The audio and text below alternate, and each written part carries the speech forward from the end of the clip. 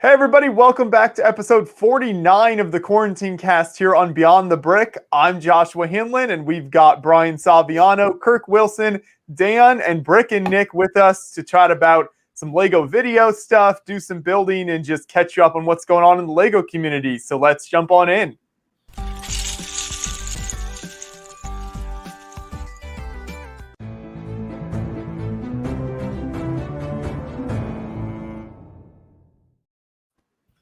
So before Brian shows off the products that he's really excited for, he's been talking about these for months. He keeps telling me he can't wait, and that besides Peach's Castle, these are the number one thing he wants. Before he does that, here's what I'm building this week. I've got this little Tatooine homestead set, so I'll be putting that together on today's stream.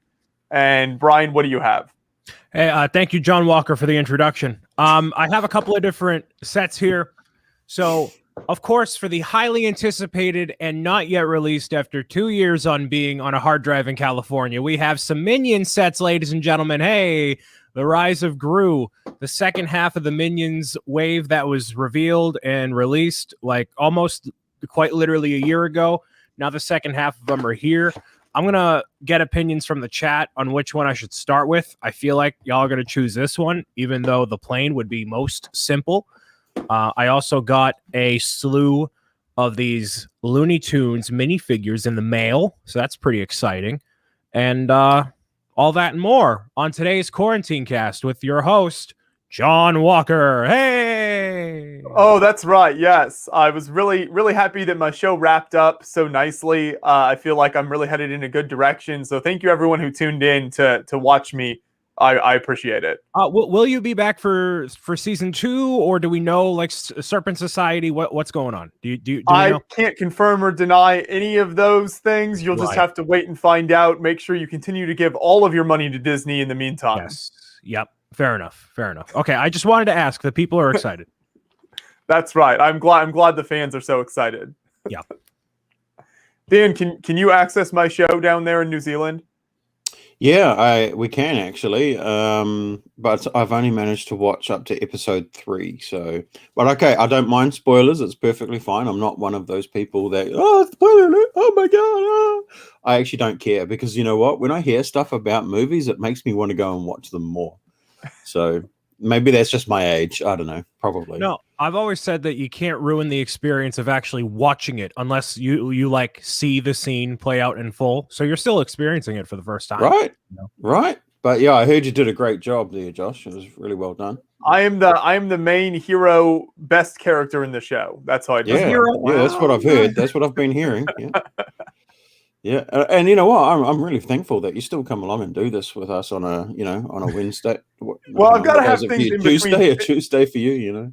In between filming, I've got to keep busy somehow. So yeah, I suppose. Yeah, I thought you'd be busy doing autographs and signings, photos, appearances, that sort of stuff. So thanks for coming along. Things to open back up, someday. Yeah, cool. Yeah, I appreciate you coming on the Beyond the Brick Quarantine Cast. Thank you very much. You're very welcome. I also made an appearance on Jeff's show, Tons of Fun, this past week as well. So that was a little bit skinny for that. There.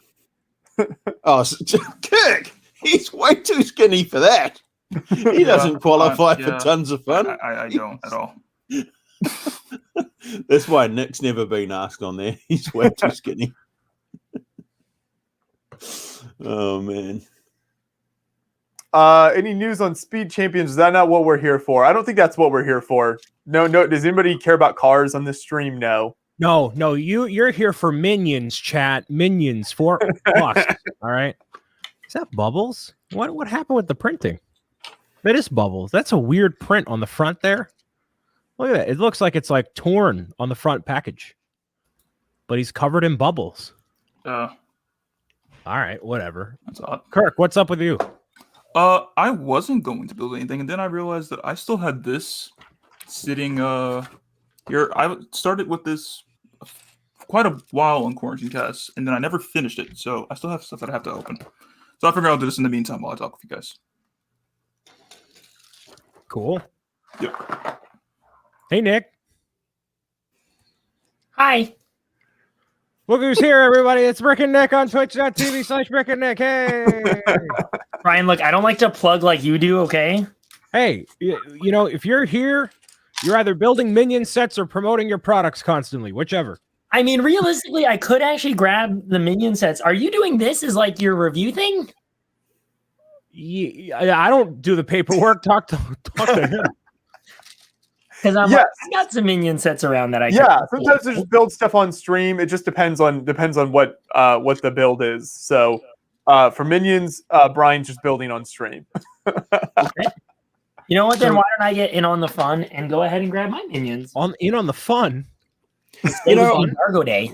So I've often thought about that. So if we were to build something from Lego on this stream, how do we report that as an activity? Because we don't have access to grab the the link numbers. from the video and pass that on. All Right?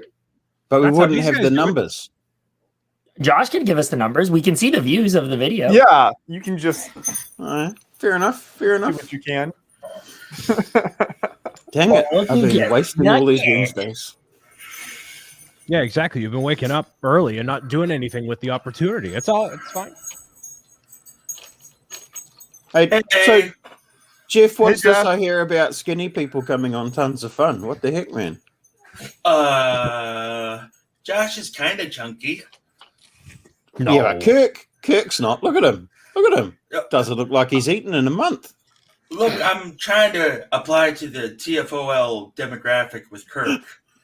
And No, Hoping you don't to want bring that in a younger demographic. audience. I'm trying to bring in the young blood, and Kirk doesn't really fulfill it because he just sits there. So Oh wow. Okay. You know what? So- I see how it is. That's why it's cool. And I fair love enough, man, Kirk fair to enough. death though because he's gonna have fun this Friday. I think this Friday is gonna be a time for Kirk to really bring out the ton of fun that is the show. Fair I'd enough. like to welcome in this super chat from 3 times slower that says, "We live in a Mario society." Thank you very much for the super chat of $2. Oh, that wasn't weird. Thank you for that, Brian. It's a quote. It's like we live in a society. It's the Joker, and no one. Oh. All right, okay, all right. Yeah, the Joker was great in Iron Man. So after I'm done with this bag one of Minions here, there's been some spicy-ish news that literally just came out earlier today. Do you know what that is, Josh, or literally anyone else? Is it Lego related Yes. or not Lego related? If it's not a new Lego Western theme, then I'm not interested. Oh well. Well, it's kind of a Western theme. I mean, there's a cowboy hat involved. Well, Oh, you're talking about video. yes. How do you like the videos there, Nick? I will say there's a violin piece, and that's all I needed from the entire lineup of video. So I'm good. The more Well, there we go. guitars, the better, is what I say. That as well. So that information came out a little while ago. The punk rock mermaid is pretty awesome, I gotta say. Has anyone seen any of the actual music videos people have made? Has anyone made any Absolutely not. cool No, I've not content seen- yeah. from that? No, not I even a haven't little seen bit. anything.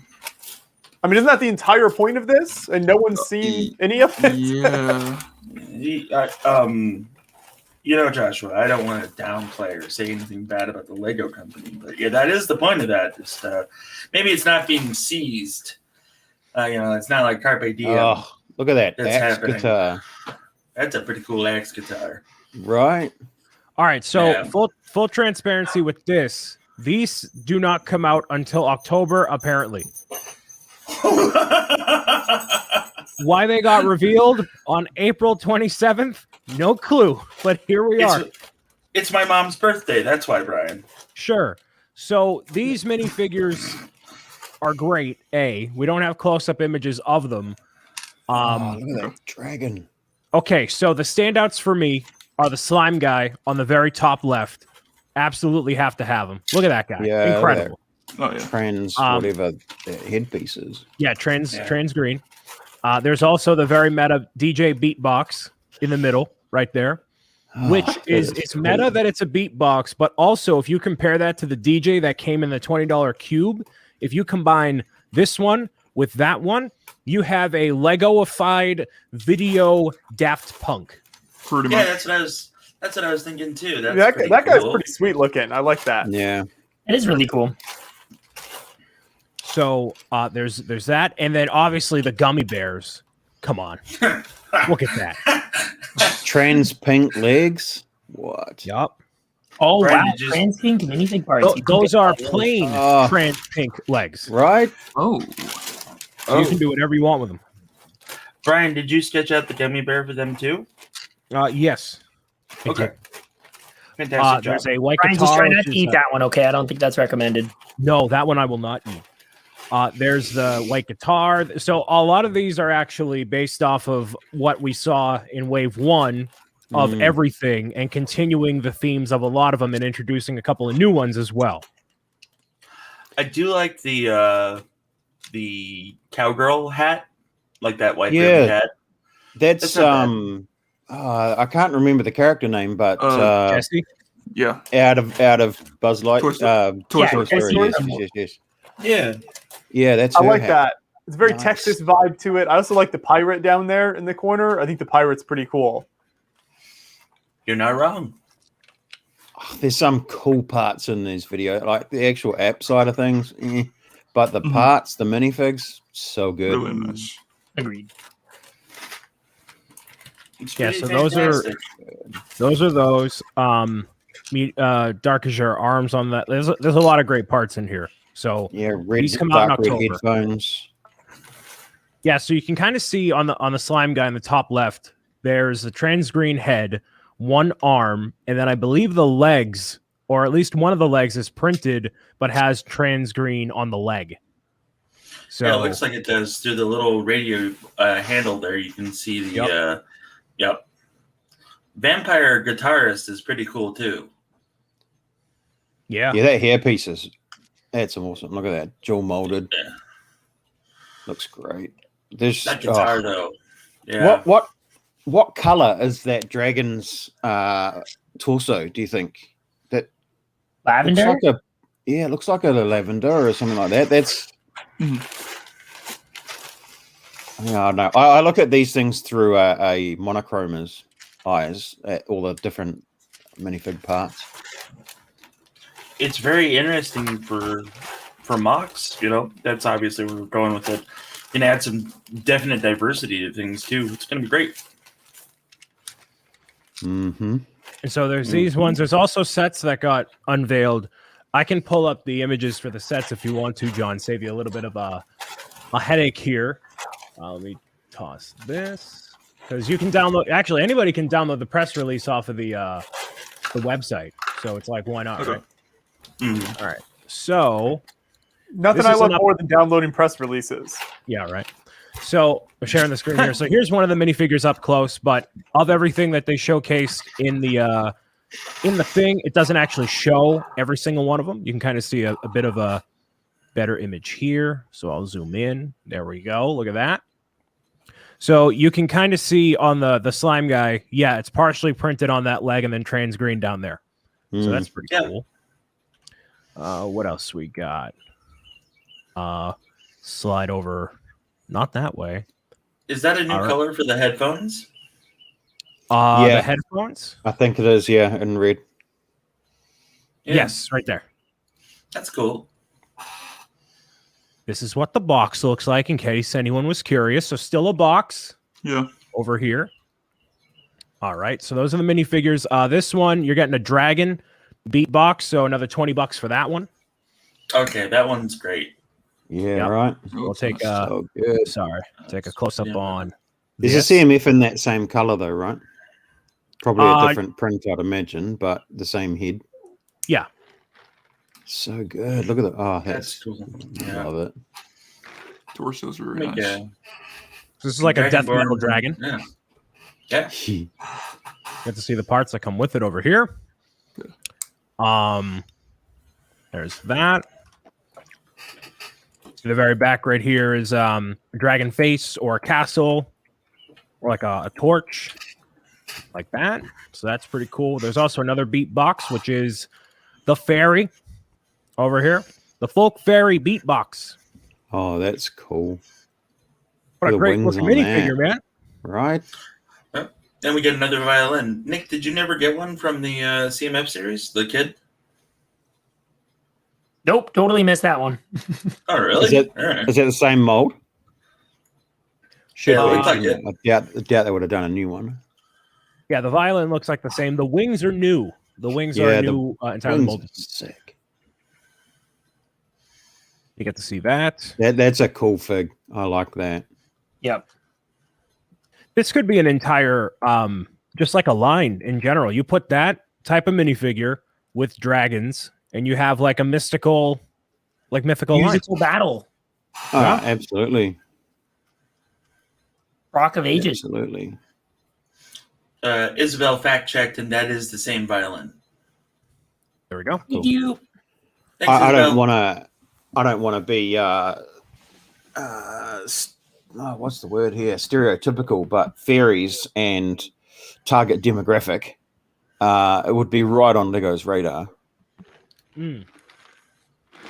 This is the That's it. Look. Candy Castle stage. And this is the one we get the blue gummy bear, ladies and gentlemen. Very excited about this one. Who knew we needed gummy bears so much in Lego, Brian? Well, they're just unique. Yeah, they are. Unique. And look at this. You got like a chocolate fountain over here with the background. Oh, Yeah, go back. Look at the parts in there. Oh. Look at the parts. That panel in brown. Curved bows in pink. What else That is reminds in me there of, in that lot? Some nice nougat pieces in there. Yeah. the purple transclear parts up on the right and left of that. for, Yeah, Galaxy domes. Yeah, I think they're new, eh? yeah. Oh, yes. Look at that I love piece the at the future front. stages. These are great. Yeah, Look at that piece at the front that looks like melting chocolate. Yeah. yeah, that looks That's cool. sweet. Oh, jeez. Those discs, the saucers are in new colors too. I believe they've never been in purple before. Oh, that's good. Yeah. Good. Looks sharp. So this one, I think, is 30. There's all different part counts and prices on all these. yeah, But that's pretty cool. that is That's pretty very cool. cool. That. We'll go back to the ice cream thing. That looks awesome. That piece in the middle, that pink piece that's holding the two saucers, that looks like an interesting piece. Yeah, that's BB-8 body in trans pink. Yeah, you're 100%. It is. Well be jiggered. It's a little piece of candy. You get a lot of the cake piece, the dripping chocolate. You get it in a 2x2 ish. Yeah, smaller at the top there. Yeah. Oh,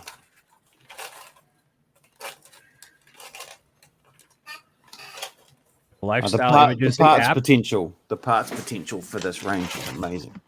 Yeah. So the reason I like this gummy bear specifically is because of the trans clear blue legs, which is definitely, I mean, my favorite color, obviously. But you get like the waist, you get the hands. It's just great. Ooh. Do we have a new Bricks O'Brien figure coming soon? Hey, shh! Don't tell them the marketing plan, Joshua. Don't tell them. All right, one step at a time here. Well, I mean, the cool thing about that is that it also leads into possibilities for other figures from other IPs and stuff too. So, like, I'm excited to see where it goes. We know they can do Force Ghosts now, ladies and gentlemen. We're fully aware because now they're in trans clear with the bottom. Yes, we've heard you, Twitter. We've heard you. Relax, kids. One day at a time. Let's go to the next one. Well, they've done trans clear, trans blue figures before, or parts of, with Chima. Yeah, Yes. and that one Star Wars Stormtrooper guy that had the trans clear arm. Jack 14. Thanks, Kurt. So, thanks for popping a hole in that theory. One thing we're not going to pop a hole into is the overwhelming support of Esh Daddy with the 1999 Super Chat LME Toys, building your mind one brick at a time. Thank you, Esh Daddy, for being here and watching. Big shout out. As always. Big shout out, of course. And Now we move on to the next one. This is what's the name of this one? We got ourselves the Robo hip hop car. All right, I love that. That's cool. Lots of yellow and black, not necessarily gold and black, which I think would have been a little bit better, but hey. It's all good. I absolutely love that. That is Optimus cool. Prime, when did you get here? That's really cool. I like Close. that a lot. Autobots, roll out the fat look at beats. Sick. All right, that's cool. So there's some pearl gold in here. You got the gold bar in the front, the 1x1s. They're kind of scattered all throughout here. Now, There's a this looks like jacuzzi it's in the used as a back. car. So that's good. Yeah. I like the jacuzzi in the back. Oh Yeah. And you have a proper guitar that goes with it too. That's very Metallica, James Hetfield guitar-y. Yeah, that's a cool guitar, that one. Mhm. Yeah. The two minifigures I'm kind of iffy on. Really? That's cool. Spray That is neat. spray can. Spray paint. Why are you iffy on the minifigures? I just don't I don't know. I don't like the front design. I know it's like Daft Punk-esque. I just don't like it. I don't know. That torso though is awesome. So if you're Yes. if you're deciding to build like a future build or something, like this could be Cyberpunk like a for sure. resident. Yeah. Yeah. Like this could be a resident. Yeah, that's awesome. Can you actually go back to the speaker spray can? What are those round pieces? Do you guys see the texture on those? Tires. No. Rim inserts. Oh. Yeah. Yeah. Oh. I don't know if I've ever seen those. The way they like overlap the macaroni tiles is pretty interesting. Yeah, I think It is. they're rim inserts that they've used on the larger Oh, okay. Yeah, cars. that's cool. Little splat at the bottom for excess Oh, paint. yeah. That's pretty cool. Yellow and green. Yeah, new color split gears. Love it. So yeah, this Yeah, goes the with gold one. the hip hop beatbox from before. Same Yeah. idea. So these boxes have both of those minifigures. So you'll get the robot girl and the Yep. awesome dude with the axe. Okay, cool. Mm-hmm. Is there a close up on the gal on the robot Yeah, it's girl? a pretty cool hairpiece. I can zoom in, but What color All is right, it? yeah. It's like silver. doesn't look silver. Looks Maybe gold. A weird gold. dark gray down here. Pearl gold printing. Oh, the hairpiece. What color do you think that is? Oh man, Looks like a maybe weird gold. Yeah. Yeah. The renders always confuse you because this is Yeah. clearly pearl gold on here, the microphone, but it's two different like textures that are applied to it. It's pretty cool. Like his arm looks gunmetal right here, but this might be I don't know. It's all wonky. Yeah, okay. Oh, and a silver arm though. Look at that silver arm. Right. Yeah. So he's got gunmetal on one side, but that other side kind of looks like that drum lacquered silver. Mm. Weird. Busy working on the space shuttle. I still really like that guitar, though. I don't know why I like that so much. It's just very Because it's a reminiscent of synonymous rock guitar from the 80s, 70s, 80s. well, early 90s, but yeah. That color. While not we're that color, that shape. While we're taking a look at these video sets, I know Flynn really wanted to get in here and discuss these. So Yeah, he's here. there he is. Oh, hi, Flynn. There he is. Hi, Flynn. Hey, There you looks go. like I arrived just in time. Yes, you did. Very good. Of what we have covered so far, we covered the minifigures and everything else. Is there anything you want to touch on before we continue down the line? Oh, you've already looked at all the minifigs? On these ones, yes. Oh man. Oh, those ones. Okay, yeah. I'm more excited, honestly. I mean, like there's some of these that are really awesome, but I'm more excited about the ones that are coming with the sets and the I love the gummy bear, the blue dragon, of course, the vampire with that awesome guitar axe, like literal axe. The headdress coming in a new color is awesome. They just did that. The pink gummy bear is great. I know. I love that there's a whole. Now, did you discuss? Are those going to be like trans colors? Yes. Oh, that's so awesome.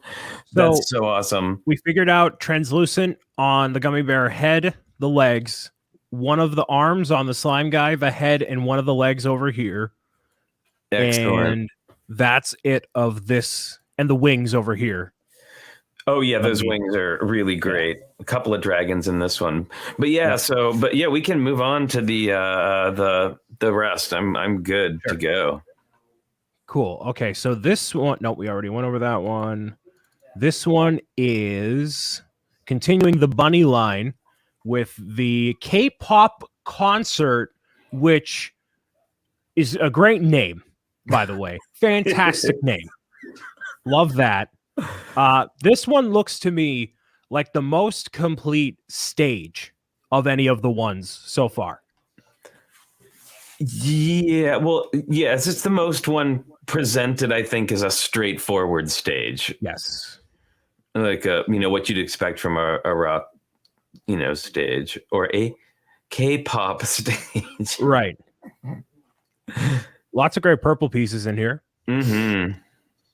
Oh, look at those wings. Yeah, those wings are ridiculously cool. They're like Oh yeah. traditional angel wings, Yeah, almost. If only they'd come in white. Oh, I think they Oh, you know they are will. in white on another one of the figs. oh, really? I think. I'm not positive. Is that it They right kind there? of look white No. there, or clear. I don't know. They're okay. So these are clear because that's clearly the same figure. They wouldn't put a different accessory on the figure, so these are clear wings. Oh, So I think that's the wow. closest you're going to get. They might not do white, but I think clear would be fine if you wanted to do an angel. Right? Nice. Well, really good. Yeah, they're You definitely almost- clear. Yeah, you can see it right there. Okay. April said they're trans clear. That's a cool one to go with the bunch from the first wave of figures. I think that one's like maybe the most subdued of the ones of this entire wave. Like, Yes, it's I agree. pretty chill in comparison. That coral jacket is pretty awesome. Oh yeah. Another one of these interesting builds that I don't know what it's supposed to be, but pretty cool. Is it speakers? Yes. Got it. Well, but the last item was like a spray can. They're all different it's paw items. prints. It's paw print speakers. Oh, you're right. Oh, Yeah. nice. That's cool. Yep. Ooh. Very nice. And so they actually included a lot of not preliminary, but developmental images for video, and they showed a lot of things like this here that were going to be in the sets, but they just didn't make it or whatever. Like this is really cool too. Like just cool little speakers and things. I love that. That's a particularly good design. That color scheme is right on. I'm kind of excited to build this because of the angles and the way that it's all held up. It's a very unique looking structure. Mm-hmm. Lots of new part recolors. So many new part recolors. Yeah, that mermaid hair I saw 2 other colors of it in this wave.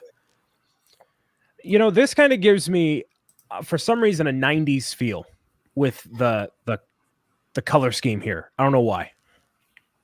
I like the hair on that. Is great. It's reminiscent of the unicorn one with that, like, lots of you know what's interesting about these, especially with the hair pieces for this wave or this line in general, it has action in a way that minifig hair doesn't usually have action. Like, it's moving and gives a feeling of, peppiness, if you will. Absolutely. See, yeah, the wings hair are and great. motion. Definitely trans clear. Yeah. Yeah, those are sweet. Heck yeah. And there's the app, of course. All right, cool. We have that. Oh, they have to, try and advertise what it's all about. The rest of us don't Those are care. We the just want Exclusive beat piece. bits there. Now this one, I'm excited about the pirate ship. Oh yeah. Ooh, that's very cool. I like that. Nice.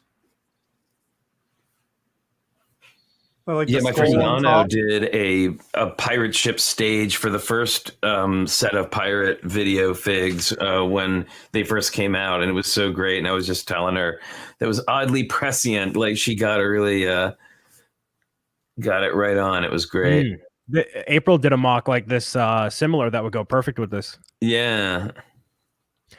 In here are two of my favorite figures from the line. You have the Kraken and a black shark with blue Yes. spots. How cool are those? Yes. Well, that punk rock, the mermaid pirate has amazing pieces, tattooed arms, a hairstyle that's like, you know, like kind of almost looks shaved on one side. Yeah. And she's got the leather jacket vest with the sleeves up, and then her whole like decoration below, like on the top of her tail with like the safety pin and the chain and fishnet. Like it's all great. It's all great. So I'm going to propose to John, probably in the latter half of this year, a list of like the top 10 minifigures of 2021 as a video for Beyond the Brick. Half of them are going to be from this line, with the Kraken alone. Thanks the for shark. warning us ahead of time. Yes, spoiler alert. Between That this one, anchor this one and guitar the ice is cream one. crazy. I love that. Oh, yeah. Sorry, go Crazy. ahead. Very nice. They're all incredible. Well, That and if Kraken we, head.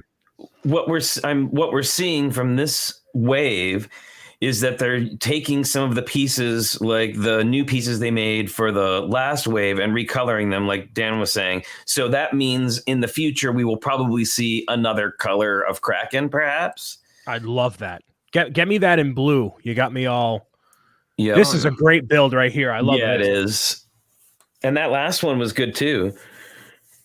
Yeah, the coral cannon. Oh, that's so cool. I love any Lego cannon. Always just it's cool to see the different, whether it's like the classic Western Pirates ones or the ones that have the rubber missiles that shoot out.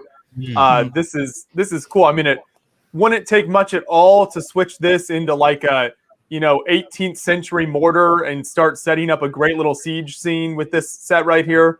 Love it. It's really well, and I love the shape of that cannon, that really squat, fat, like it's just you usually see them a little bit like longer, used to the regular Lego cannons, which are longer and thinner. I just love this. This is like comical. Yeah. Yeah. I love this. The speaker with the treasure chest and all the gold and silver. Those almost look chrome in the render. They're cheating right there. They look like chrome studs at the bottom. Well, I love the angle of it too. It's just it gives it that little extra something. For sure. It's a decent sized playset too. Yep. Yeah, you got. Look at that shark. Come on, man. Come on. Well, and I love his like his 80s like adamant like jacket with the like with the pirate with the sleeveless. So good. I love those decorations on the front, almost like a band uniform with the sleeves cut off. Would have been neat if they would have included a couple of seagulls with this, so it'd be a flock of seagulls. Indeed. Oh, and did you see behind him the beat bit with the lady pirate with the cannon? Yes. That's awesome. Oh, and there's an octopus one too, and a sailor hat with a concertina. This would be a great figure or something. Yes. I want them to, if they make a Lego concertina piece, I would be thrilled. You got to update the sig fig. So good. Yes, I do.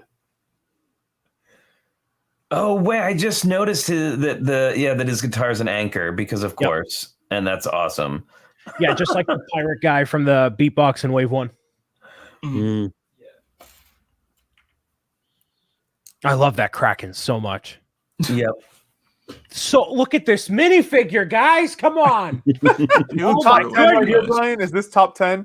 This is, I mean, the fact that like the mold on it, and maybe it's because I'm a fan of Splatoon. That's a Nintendo game, but like it just gives me such like a fun vibe to the whole thing. It is. It's really good, and I love the tentacles with the suckers showing is extra cool. the skull. It looks like a tattoo, but like it's just, I don't know, man. I don't know what it is, but Well, it's like a cuter version of the Atlantis Jones? Kraken villain, which yeah, was Davy Jones. kind of terrifying. This is a little more fun. Right. It's like, because actually that's one of the most valuable minifigures that people want. So it's like, oh, I want Mom, I want Davy Jones for Christmas. Like, no, we got Davy Jones at home. And it's this one right here. Close enough. I mean, you know, and like the black outfits too. That just, it makes it like those two. I don't know. I'm just, yeah. And you could totally take the arms off of this figure, put them on a Sig figure. I know a lot of people are going to do that. Yep. But yeah, you got the whole island and the application. And then there's one more that is the big one of the bunch. And this is the Beat. What's it called? Let's find out. The Boom Box. This is $100 for this one. Now it comes with 4 figures, right? Correct. Well, it's just a really cool design set. And I love this whole, and they kind of did it, there was a lot of it with Hidden Side, but this sort of transforming set, I think, is really fun. Yeah. Is that a new, let me see. Is this a new snowboard piece over here or no? No, I don't. It looks slightly different. I haven't seen it before. Yeah, I'm not sure. I like this guy in green. That headpiece. Those wings are amazing. Yeah. So we were talking about before how if they put these style minifigures with the dragons from Elves, and if you had a line based off of that, like mythical, oh man, that'd be great. Yes, it would be. I 100% agree with that, and I would purchase every one day one. Because there's clearly a demand for something like that, and I feel like they're hinting at a lot of little things with sets like this here. Let's see. There's this. And these kind of, the knobs at the top switch around for your music video, but also like Hidden Side. Like you can switch things around. That's great. Really showing the contrast here, Lego, between the two pictures. Nice. Oh, here we go. So there's all 4. Side. That's pretty cool. Well, that's like the backs of when the beat boxes have those, things on the back of them, and you can do different ones. Right, exactly. Well, there's that snowboard. Yeah. Seems like an odd accessory, to be honest. It does. Kind of does. So this is 966 pieces, I think. Yeah, 996 pieces. Wow. That's a good shot. Yeah. Just really great.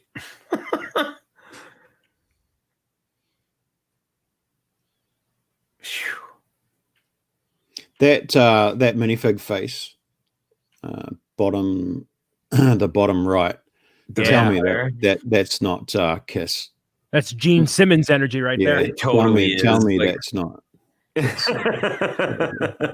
I'm loving all these medium blue pieces too. Just all the varieties of colors. Right. Loving that. Well, it's interesting that they've, like with this one, they've really given you like one from each of the different like types of lines you can get. Because there's like, they're kind of have little subdivided groups, like with the little themes. So you've got like the monster theme and the fairy theme and the animal theme and the robot theme all kind of together in one. Now I really want to see this built out because this doesn't look like $100 set right here. So I want to see like the scale of it actually built out before I make an idea, but that's great. True story. I've been sweated on by Gene Simmons. And he hasn't washed that spot since, everybody. Well, to be fair, I wasn't a huge Kiss fan at the time. I didn't really know who he was, but to put that into context, I was a paramedic at a concert, and I was standing at the front of the stage in the corner, and Gene Simmons came over to that corner to sing, and was freaking dripping all over me until I realized what it was and moved. It's a true story. Absolute true story. Until you figured out what it was, and then it was just like a shower. You were like, yeah, well, I was literally just standing at the front of the stage, facing the crowd like I was supposed to, and I could feel stuff falling on me. And I look up, and it's like Gene Simmons is leaning over, and doing his thing, and You're on mute, Joshua. I was just saying that sounds very bad. It was. Didn't even get hazard pay or anything. So now that we took a look at video, it raises the question, why weren't any of these sets in any capacity a part of the first wave to kind of sway the opinion that people had on video from the get? That's why they've released the pictures of these so early, because they want now people are going to go completionist and go, oh man, actually the next wave is dope. I need to really finish up the first wave. That was my initial thought. I'm like, oh crap, I'm going to need to probably go and get the rest now so I can, because that other wave's looking pretty damn good. That's my opinion. I don't know. I seriously don't think that's the way Lego think, but that's the way I think. And that's way better.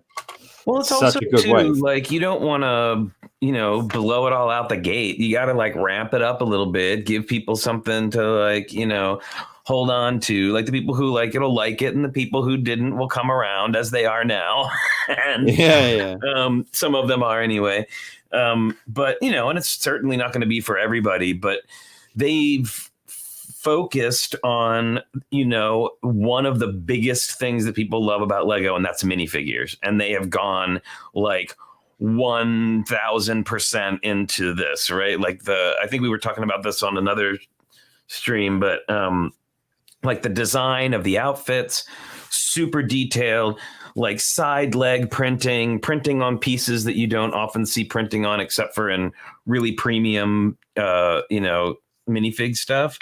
So I think it's really cool. I think it's a shame that some of the figures are not available outside of a really expensive set, because there are ones that I want, but I can't necessarily afford to like pick up all of them because they are in sets that I can't afford.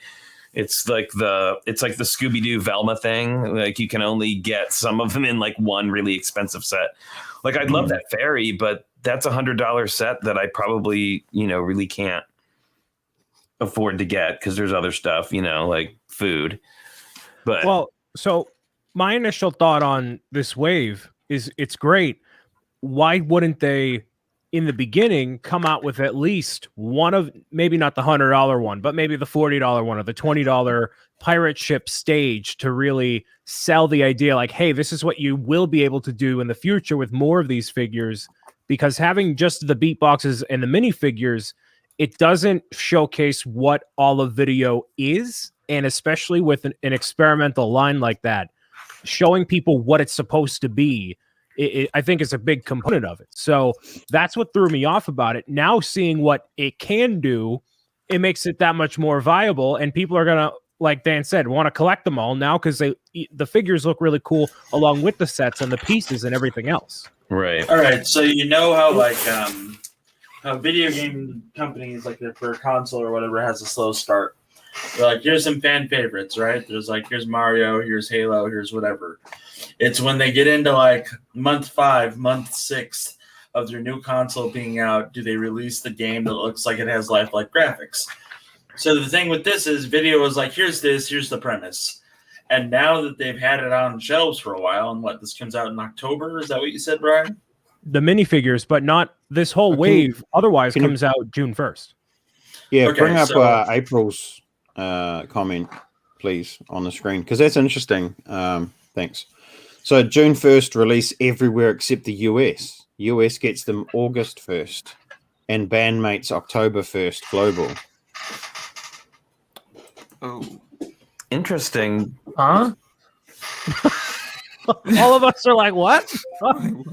Well, I wonder still if that has something to do with, the Mexico factory was closed down for all of COVID. And there must just be so much backup. I'm just curious if maybe that has something to do with it. I don't know. Not usually, because the global manufacturing all ends up in Kladno being packed into sets, except for minifigures. The China factory is the only other factory that they produce minifigures and package them and box them. But other than that, all Lego parts get sent to Kladno to get made into sets. No, all right then. I mean, you kind of see it with Super Mario because you got Luigi being revealed now, and he'll be released in August. But then again, that's just one set of what we assume to be an entire line that they're not revealing quite yet. So we're not going to have, more details on that until probably a couple weeks or a couple months from now. But this is everything. Like, this is Lego saying, at least to, the adult fans, like, hey, hold out at least until October with this stuff, and maybe collect it, maybe still want it, but that's a long time, especially in these times right now. It seems odd that they're putting out the Bandmates so far after the general release of the other stuff. That doesn't make much sense. It doesn't make sense at all. I mean, I guess, again, like, if it's just a slow rollout, like they're trying to extend it into, I don't know. Maybe they're trying to like bridge a gap between what's coming out in the summer and what will come out for the holidays, presumably. So, you know what I mean? Like, just trying to spread it out a little bit, or give people a chance to go buy all of the old ones before they're gone, like, because everybody poo-pooed them. So I kind of think of it like this, because we had what minifigure series was January 1st this year? Hi, Meredith. Which one was it January 1st? It was the Series 21, right? The green ones? I believe so. Okay, so we got the green ones, and then we got what's it there? Oh, and Mario, right? Wave 2. That was January. No, that was January 1st. What I'm trying to get at here is that there's been multiple minifigure series in this year so far. Looney Tunes Series 21, Mario 2. So this comes out in October. So let's say Luigi, they come out with Mario Series 3. And then there's another minifigure series before that time that isn't Looney Tunes. There's got to be something that they're kind of staggering all this out, because otherwise it wouldn't make any much sense to release them entirely separately from the rest of the wave. Right. It is definitely weird. So I would take a guess: Mario Character Pack Series 3, August 1st, and then skip September, October video, and then the holidays, January 1st, whatever comes out then. There's your tinfoil hat theory. Brian's always tapped into the marketing plan. Yes, I know the exact marketing plan as if I were in Denmark as of right this second. And then who knows what else comes out. All of last year that we were never going to get Luigi, and that's, he's just right on the money all the time. Always, every single time. I just want to say to Bobo Laveau, as a fellow Kiwi, you just gotta look the other way when it comes to the exchange rates in Lego and what we pay here compared to overseas. There's some weird formula that Lego use to price Lego in this country, and it's I can't get my head around it. So yes, we pay more than the US, but we're a small market. Doesn't make sense, but it is what it is.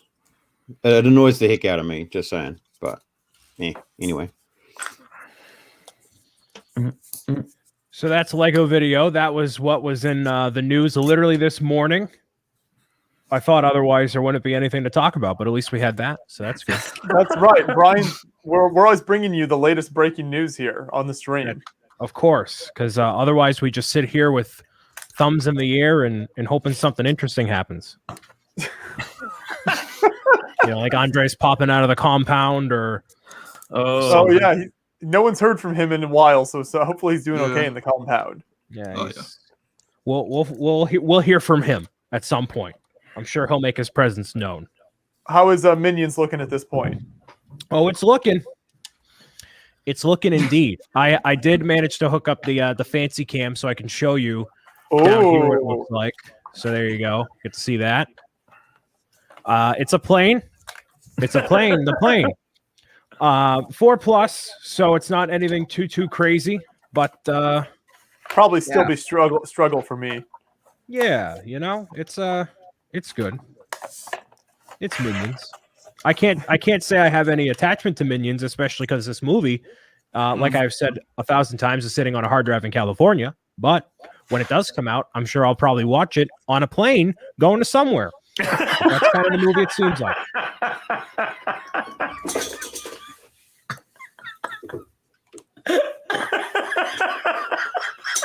That's such a great review. That's like the worst thing you can say about a movie. It's like I'm gonna watch it on a plane. I thought it was all right. I mean, I watched Kong on a plane. It was fine. Well, you're not the target audience for we're not the target audience for Minions. Hey, I've watched the other Minions movies, and I wasn't like I'm not one of these people that's like, oh, the Minions are. It's just they're totally for kids, and they're fun. But yeah, these sets aren't necessarily super inspiring, but they're for kids. There's actually a Joshua. That's I think the worst review you can give is there was a John Waters movie with a great line. I walk out of your films on airplanes. That's true. That's the only thing worse you can say. Oh, I haven't heard that before. I like that. You get 2 minifigures with it, a very perturbed business class Minion that is very disappointed that someone in row F went before him in row A. And you have the Minion with the blaster and the banana. So there you go. This is actually Brix O'Brien colors. Maybe this is a Brixo jet. It's just disguised as Minions. Little inspiration for the future there. Yeah, right. That's my branded plane. It's gonna be Minions all the way around. Not even my face. Just Minions colors. So that's good. Do I build this one? Actually, I probably should. It's going to take me 45 seconds. I'll build this in. Oh my god! Get out of the way here. Killing me today. Hey, anybody get any Toonie Loons figures? I did. Not yet. No. How'd you like them, Nick? They were pretty good. I would say like a lot of people had commented on Roadrunner and Tweety just being a little bit awkward, kind of converted into minifigures. It definitely seems odd that they didn't make like a dedicated mold for his legs. Give me 1 sec. Let me grab one. See, it's weird. It's weird that like video, they have so many molds and colors and stuff, and yet they won't do new molds for some other things like this. And I mean, they did, right? Like his head is obviously special molded. I think the feather on top, the tail, like those are all specially molded. But for some reason, they just decided to slap standard minifig legs on him.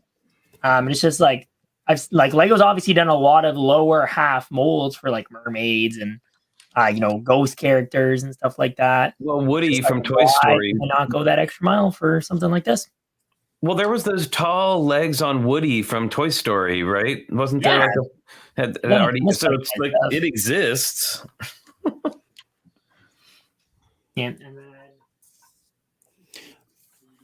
I heard a story that those Woody legs were licensed to that specific theme, though, and they weren't allowed to use them elsewhere. But Seriously, I don't know if that's really true dumb, or not. by the way. Wow. All right. Who knew? So there's You Tweety. did. Well, I don't know whether there's truth to that story or not. I have a variety of them here too, Nick. I got every one of them except for Wile E. Coyote. So that's what I got. But they're very cool. I'm not sure if they're out here yet. I haven't seen them. The minions have names. It's Stuart and Bob. Gosh, I know, right? Yeah, Man, how you did would think, know you'd that, think a Brian? super fan like Brian would know that. Right. Take a look at this little thick nugget right here. Oh, look at this guy. He's thick. Thick with 2 It's a- C's. It's a girthy minion. He's like a 2x2. More than that, actually. He's like a 3x3. Two and Look a at the half. inside. Look at that. Whoa. He's a thickin. Ugh, didn't think I'd come onto Quarantine Cast today to look at the inside guts of a minion. You know what? It's going to be the most crazy thing you're going to see all stream. So there you go. Oh, jeez, thanks for that. My That's eyes will Bob, never be Brian? the same again. I guess it's Bob. Yeah, the fawn legs. That's something I was going to bring up. They'd had the fawn legs in a couple of different minifigures, but they didn't do it for Roadrunner. Yeah, So they that had I it thought for, was an interesting call. for the Demogorgon and for Stripe, the Gremlin. Yes, exactly. That would have been good. Those are great legs. Mm-hmm. Oh, while I'm full. Oh, I was full screen. But hey, R2D2 is here. Look at him. He's just Oh. chilling. I also like your like purple pinkish background. Is that new? Like that I don't think I've seen that color there before. No, probably not. I did it that way for Lego Video and to have something different. So There you go. I like It it. looks great, Brian. I like thank it. you. Yeah, I pulled the shelves a bit further out from the wall, so the color kind of blends better with the whole wall, and the lights are a little bit different. I'm trying to figure it out. Little by little, you got to improve. So I understand. yes, I have had multiple, not multiple calls, but like a plethora of calls with the Tricky Bricks Empire to get the sound situation figured out, the video situation figured out, the streaming situation figured out, the graphic situation, all the different situations. You are very helpful to Grandpa. Thank you so Yes. much. It's been going rather well. Nick, how did your charity stream go? It was awesome. We filled up the giant map of the world, which I'll just grab. It's right over here. With like jerry cans, we were supporting charity water.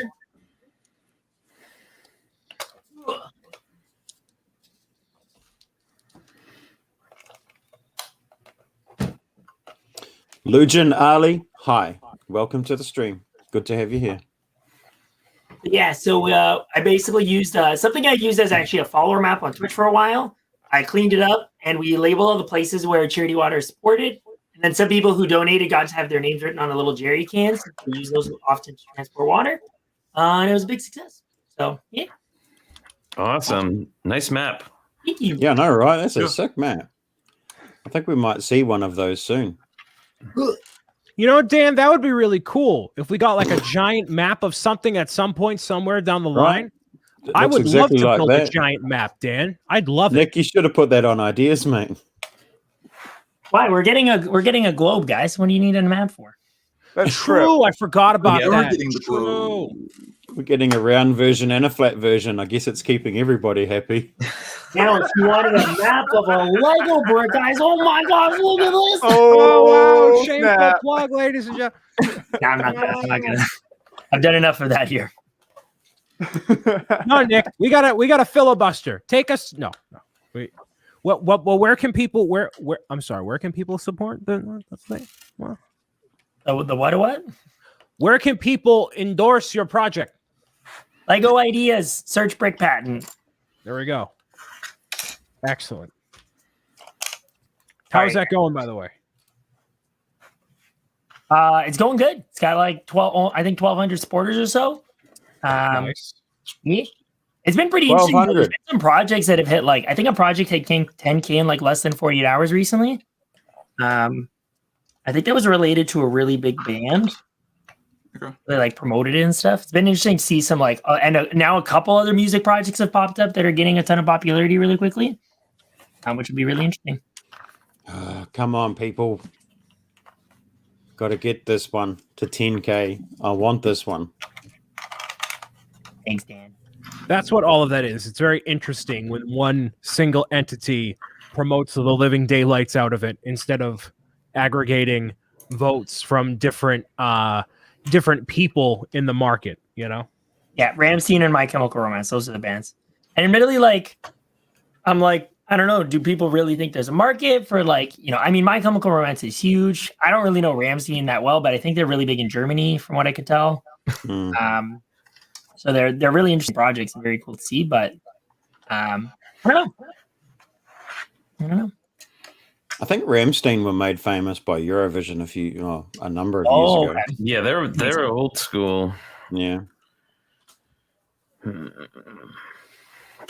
Yeah, Baba Yaga did as well. I know that one had blown up like crazy. Okay. It's crazy the impact social media can have on a project. That one is definitely not going to happen because it involves eating children. What? Yeah, well, that's what. Yeah, But also, Stranger Things got made, but that's also Netflix money. but and so that means we'll never see a Krampus, which is just sad to me. Yeah, Krampus, it just doesn't correlate with the brand values of the Lego group, unfortunately. Oh boy.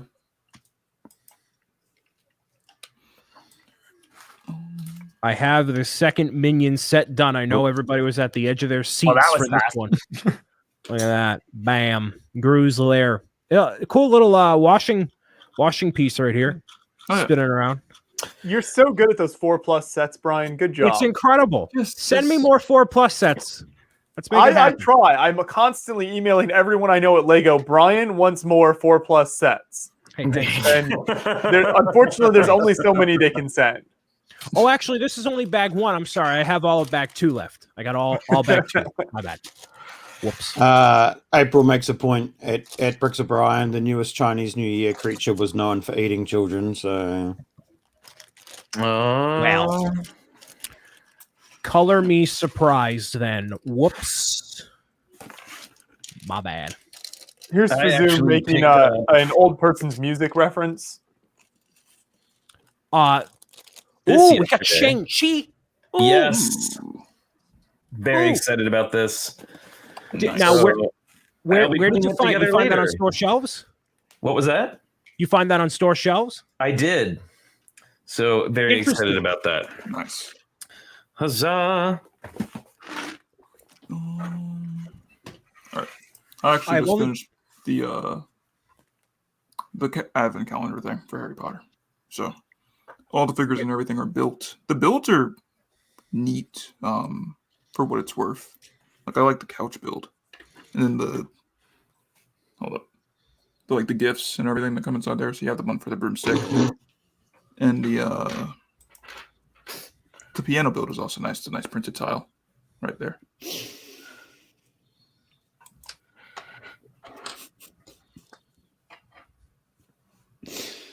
Brian, Brian's new title here. We're gonna make business cards up for him. I may as well be, man. At this rate, I'll take it. I see a lot of people lurking over on Twitch, man. Thanks for popping over there and Oh chatting yeah. up.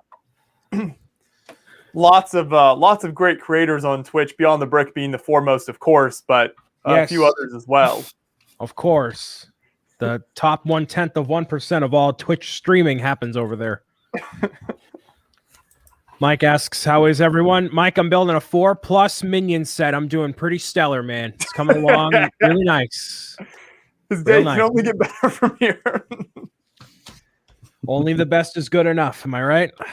That's great. That's great. I'm just gonna make a point here that Twitch is the only platform that I actually have more followers on than Beyond the Brick. And I realized that you could make that change probably with just one plug for your own channel to go and get everybody to follow over there. So if you're not following Beyond the Brick on Twitch, make sure you head over there and follow Between the Bricks. Beyond the Brick. Sorry. Way to butch that one, Dan. Wow, you're so smooth, Dan. No one even noticed. Oh man. We'll let you continue to have more followers than us. It's okay.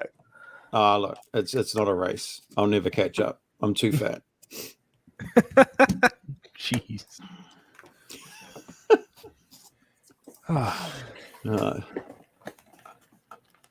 The VIP point coloring pages.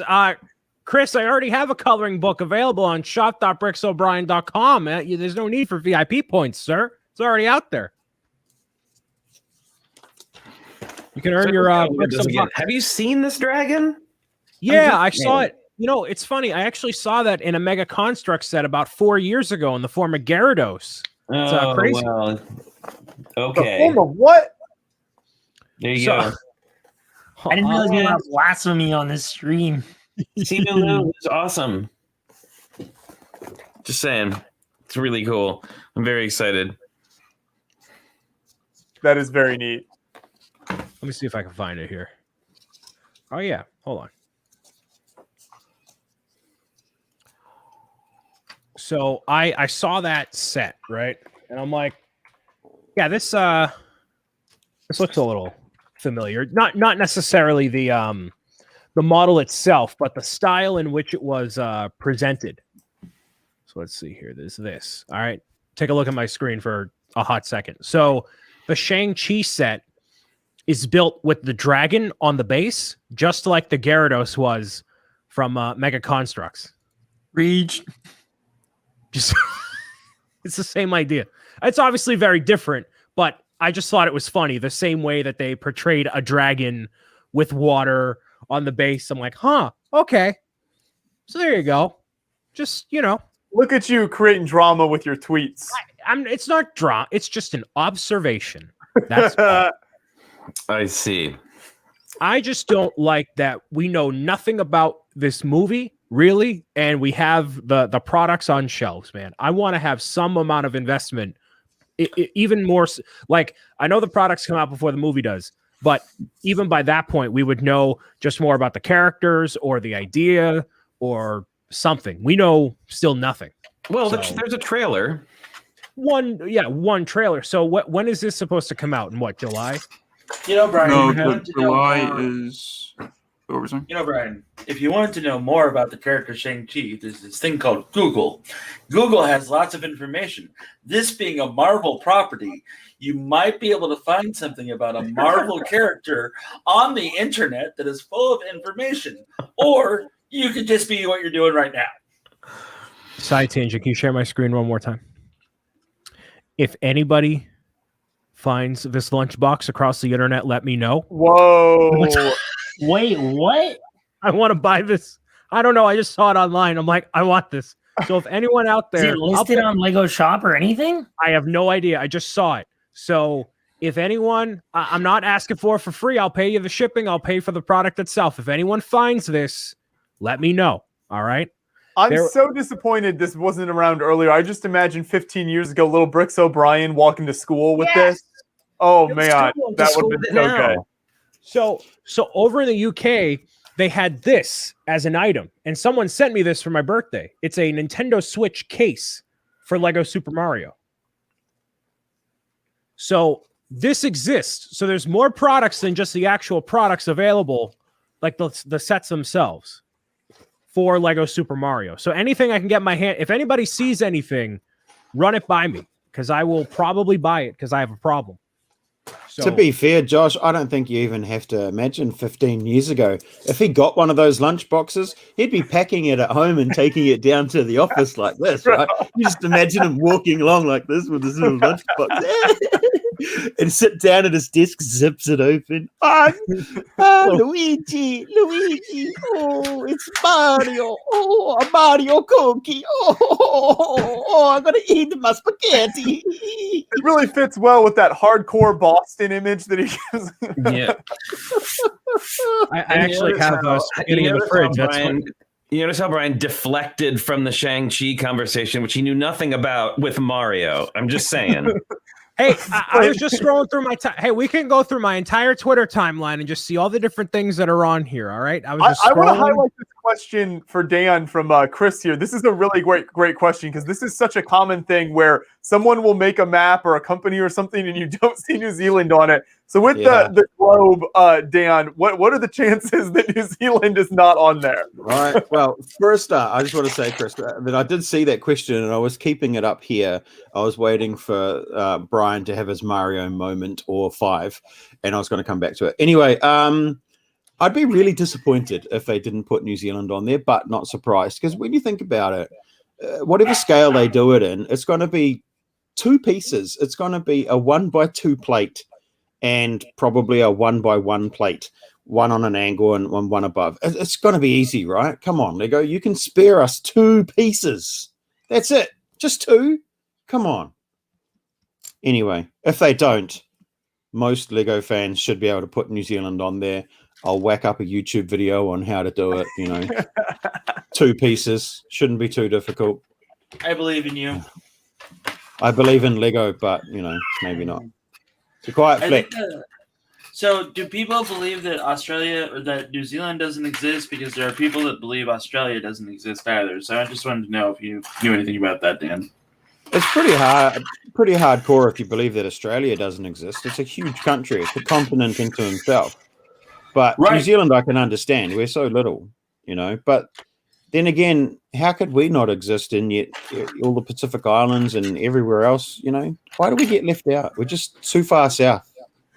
It's also those people that think the Earth is flat and all that fun stuff. So, well, that's why Lego are doing a flat map as well as a globe, I guess. Oh, that's a very valid point. Got to target all the demographics. You can't just be singling people out.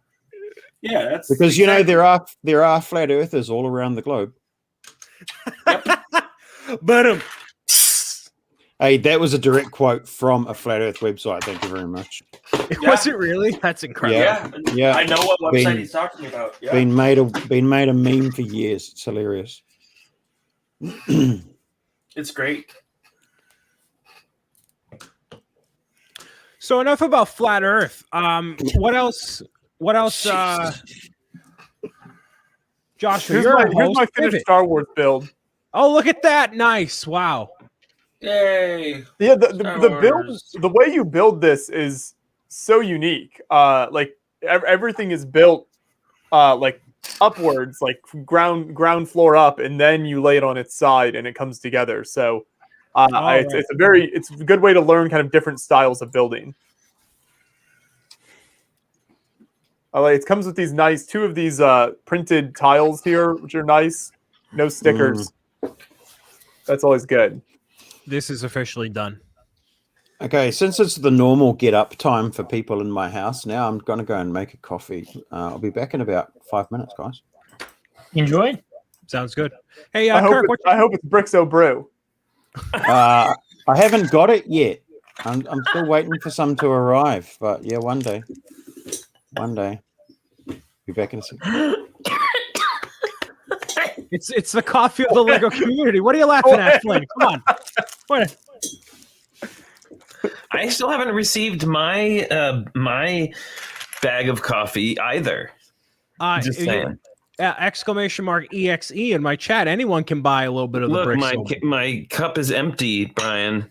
My cup is empty. Oh, we got to hook you up with the Brix O'Brien mug. I got a new mug listed on the show. Look, my management will reach out to you, and if they find it beneficial for the cross promotion branding, they'll reach out. Okay, that's great. Thank you. They'll reach out. I'm sure our 5 followers will appreciate it. No, we call it micro influencers. That's what we call it. All different demographics and whatnot across the internet. Oh man! Look at the influence you have on us, Nick. You show up and everyone's actually building Lego for once. Yay! Well, video was the only spicy thing that was going on really this week. I have to be honest, Brian. I'm surprised you didn't bring up the Mario Party update today. Oh, I don't care about that. Wow. I don't care about everything. Nick, would you like to play some Mario Party together online? Like we could use some. Yeah, nice one. Nice way to treat a guest, Brian. Nice one. Why would I ever want to interact with Brick and Nick? Why would I do that? So you don't look like the horrible person you actually are? Right. You've got to keep up appearances. That's a very valid point, Nick. That's a very, very valid point. And that's coming from a Canadian. I'm just saying. Oh, speaking of Mario games, so last night I was finally able to finish Mario Odyssey because I forced Corey to go out and buy a new Switch so I could finish it. Good for you, man. No, he decided that he would just he thought about waiting because they're supposedly going to come out with a Pro or something at some point This winter. but he didn't want to wait that long, so he just went out and got another one. Yeah. And I was finally able to finish it. I got to the credits. I think there's still a little more later, but I'm good. I'm sad as long as I got to the rolled credits, so I'm happy. Yeah, there's over 800 moons in the game, so yeah. Yes, I definitely will not be collecting. No, that's fine. How many did you end up with? Like 250 some. Like not. Yeah, That's a chunk. Yeah, so there's still a lot left. yeah. Yeah, don't forget about Luigi's balloon game. There's a Oh balloon yes, world. I talked to Luigi briefly in the game, but did not follow through with the balloons. Yeah, I forgive you on that one. While we're here with kind of nothing else to talk about at this moment. Yeah, you want to look at these video prototype images? Did you guys see these? nope. No. Check them out. Sure, why not? Hashtag content, am I right? John, let's pull this bad Larry up. Here we go. All right, so this is from Brickset. It was included in the press release, but I'm too lazy to click over. So these are That's prototype fair. and developmental images from video. Take a closer Hey, look at Brian. these. I'm gonna interrupt you for a minute. I gotta go pull a Dan and get some caffeine, so I'll be back Bye. in a little bit. You could have just left, but that's fine. All right, so we have video with the fairy. And it's interesting how they show the design process of the minifigure, the turnaround, along with the print and how they kind of color coordinate everything. I wish we got this more so for more themes in general. Yeah, you don't see a lot of the process, and I mean, personally, I find the process really interesting. I do as well. So here's maybe a hint at more dragons to come down the line with these evil ones. That'd be cool. They probably can't show a lot of these images because they're from licensed themes, but just the spreadsheet, super cool. Oh, that's awesome. This the red one on the right up here, that is not one that we have seen, right? Which I one? don't think. So you see the unicorn, which we have, the rabbit, we have this one on the right, the red fox with blue shoulder pads. I haven't seen it, but it's not yeah, I'm not Not this sure. wave. There's also this. Yeah, so a lot of these we actually haven't gotten. This one over here for the robot hip hop thing. So it looks like this is just hinting at like wave 3 in a way. Unless they're like done. I don't think it's done. Oh, this is the mech from Ninjago down here. The what's his face? Cole's from the Ninjago movie. Yeah, the Earth, whatever. Thing. Yeah. Yep. That's cool. Actually, I have these in here. The prototype and development. Now we can actually zoom in on these. All right, so hide this. So yeah, now there we go. That's much better. So yeah, you see the decals. One all here. Wow, That's with the color, the colored things. Yeah. With the Pantone. You know, what's funny is that there's a lot of like this design work that custom people have used and make images in this exact same format. You know, Right. the arms and everything else. That looks like a cool piece of artwork.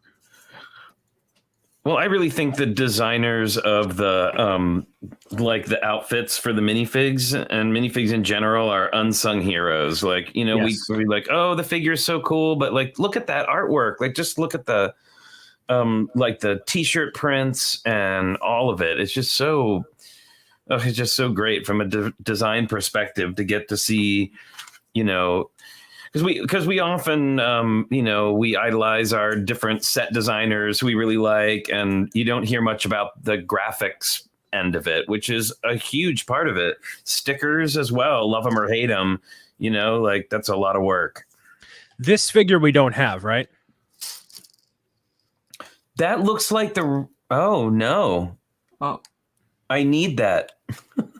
So it looks like not quite a fox, kinda. Can't really tell, but a long tail. And obviously it's very exaggerated, but you get the idea. Very cool. There's that. Yeah, so this is the Quake mech down here. That's the Quake mech. Oh yeah. Now this one, we haven't gotten that hair. Oh, we definitely haven't gotten this one over here either. On the left. That headpiece is cool.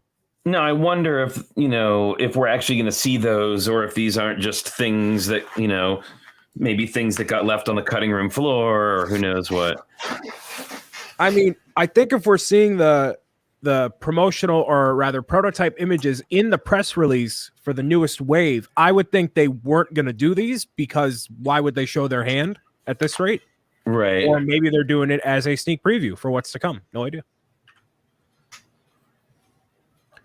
There's nothing new in here that I can tell on the poster, but love the design of these posters. These are sweet. I wouldn't be surprised if these end up being like a VIP redemption. Oh, look at the fishbone guitar. Yeah, that's right bummer we didn't get that. Yeah. That's awesome. Yeah, That the would've been poster cool to there, you're right, Brian, is super cool. That This is a whole different design design is from so the ship. It's a little pretty. bit wider. This is so much better. Look at this. Put some printed tiles on here for the sails. That would have been sick. Or maybe that's a new set. Right. So I think the other ship is there on the left. Yeah.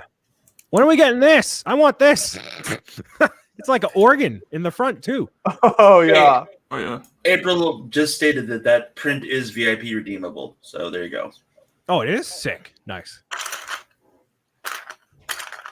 What else we got here? Anything else spicy? Yeah, that this thing back here is new for the speaker. It's half of the it's the boat.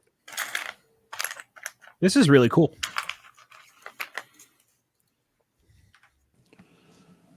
Okay, so this is you got the gummy bear, right? Those gummy bears are so great.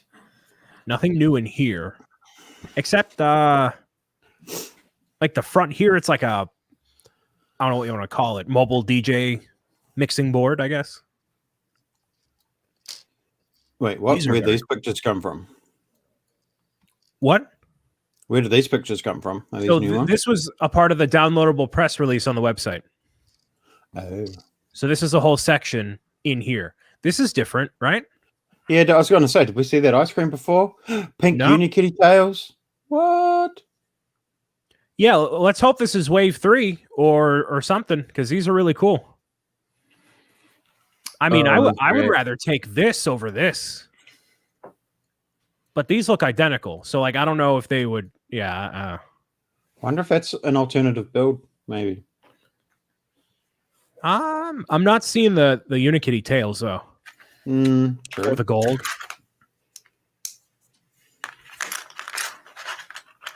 So there's that.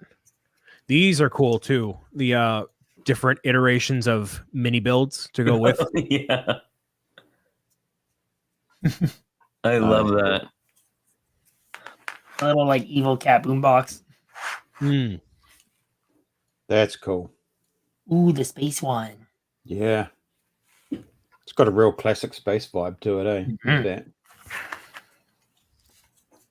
I like this comment from Ruben in the chat about them releasing a speaker with studs on it that you can build on. That'd be fun as part of video. Hmm. Oh yeah. An actual working speaker? Yeah, like an actual speaker. Yeah, that's a good idea.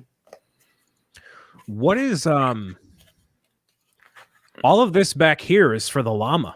You see this speaker with the palm tree? Yep. That is totally all for the llama. And then there's also this print back here, which we might see another image of soon, but like There's 3 of them back there. Well, look at that one on the back of the one, that spooky one in the back on the right with the bat wings and the bats. Oh, right here. Yeah. Love that. I like this one too. The castle with the lava. Yeah. Oh, nice. Good stuff all around. There's still more though. Let's see. Better look at that. So do you think video will sell a lot better now with these new stuff they've revealed, or is it still too expensive? I mean, they want the app integration. I think that's what they're looking for, but people aren't gravitating toward the app. So does that justify the means for making more sets? I don't know. Look, now this is the money shot over here. You take a good look at all these. Mm. So that one's sweet. These look like minifigure stands, pretty much. Oh, the color of those fences. Yeah. Yeah, those fences. Is that coral? It looks Where? Coral or red, maybe? Elves fences in that one with the bats? No, that's Hopefully red. red. Red would be better. I think those those are red. really better. If you look on the far left, that leaf looks like it's coral. Yeah, this is coral. That's coral. Yeah. Okay. This is like the darker coral. What is this? Where are these coming from? They're from the I think they're promotional red. or prototype images of video. So are these going to be released as sets or? I don't know. Prototype, Oh. probably. No, please, please. Oh, the unicorn is awesome. Right? Surely they're going to put these out at some way or another. They wouldn't release these images if they're not going to put them out there for people to get, surely. Oh, This that has, pink and purple one. Oh, Lego Movie 2 vibes. wow. No Man's Sky vibes. Jeez. This Same one's with cool. that. That's No Man's Sky. That's definitely coming out straight Jellyfish. out of No Man's Sky. It totally looks like that. Oh, and the rainbow one's cute too. Oh, the rabbit with the heart eyes. Wow, Oh, man, wow, these things are that's cool. adorable. Really good stuff so far. I like this one, the castle, Yeah, the spooky castle. and this undersea one. Oh, the boat as a speaker's clever. They could be polybag sets, says Laura. I would love that. That'd be really cool. Big polys, but yeah. It This almost looks looks great. like they could be a series unto themselves, like Yeah. of small, either small boxes or maybe larger polys. Oh yeah. April says, I like how Dan hated everything about video before, and now he's a total stan. Well, That's like, these are very different compared to what Come was here on. before. Yeah, that's right. I'm allowed to appreciate good design. And People new can parts. evolve. You know, That- people change. It's okay. It's true. take a look truth be told, I liked Mario after I'd played with it for a while, but never liked it beforehand. Let's take another look back at these. Look at this purple llama. No excuses. No excuses. That's sweet. Yeah, but check out the roller skates though. They're not roller skates; they're blades. Yeah. oh wow. Yeah, I haven't done them before. I wonder if they could design those to like be wedged in between a plate so you can actually see the character. Yeah. There's all sorts of video art prints on VIP. Ooh. This would be a cool figure to get. That's a sick looking poster. Yeah, that one's great. Oh yeah. I love all the monster figures that Yeah. they're doing with this. I'm so glad they decided to include that as a theme or sub theme or whatever you want to call it. I don't think we've gotten this guy down here with the big hair. Mm-mm.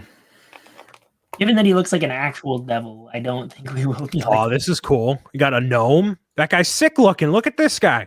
oh He's man, just that is chilling. Oh. Well, so they're gonna be so this is supposed And to a be pixie. like fairy like folk fairies is what this particular sub thing is Yeah. called. So hopefully we'll Fairies, see more of pixies. those. Fleetwood Mage, Florence and the Magician, Goblins and Roses. That's cool. That is awesome. That gnome guy's sick. Yeah, that is cool. And you got all the little micro builds down here.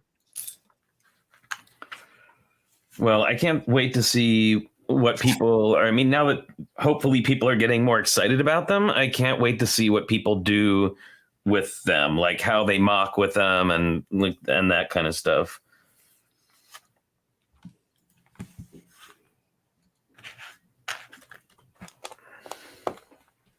That's very cool. Oh man, this one's super interesting. Yeah, that one. That is just that purple and pink and neon orange is wow. It's really bold. I really like it a lot. And look at all those pink crystals you get with it. That is super cool. A lot of that stuff in there, the designs of it is really super cool. I love the popsicles. Yeah. And I think you're right, Flynn. It gives people a really good base to mock off or mod off to create some pretty cool stuff. Well, I know, like, my friend, I have a friend who does like custom purist minifigs, and he is just so excited about these. Like, so people who are very minifig centric with their stuff are going to really find a lot to use in this for other things, I think.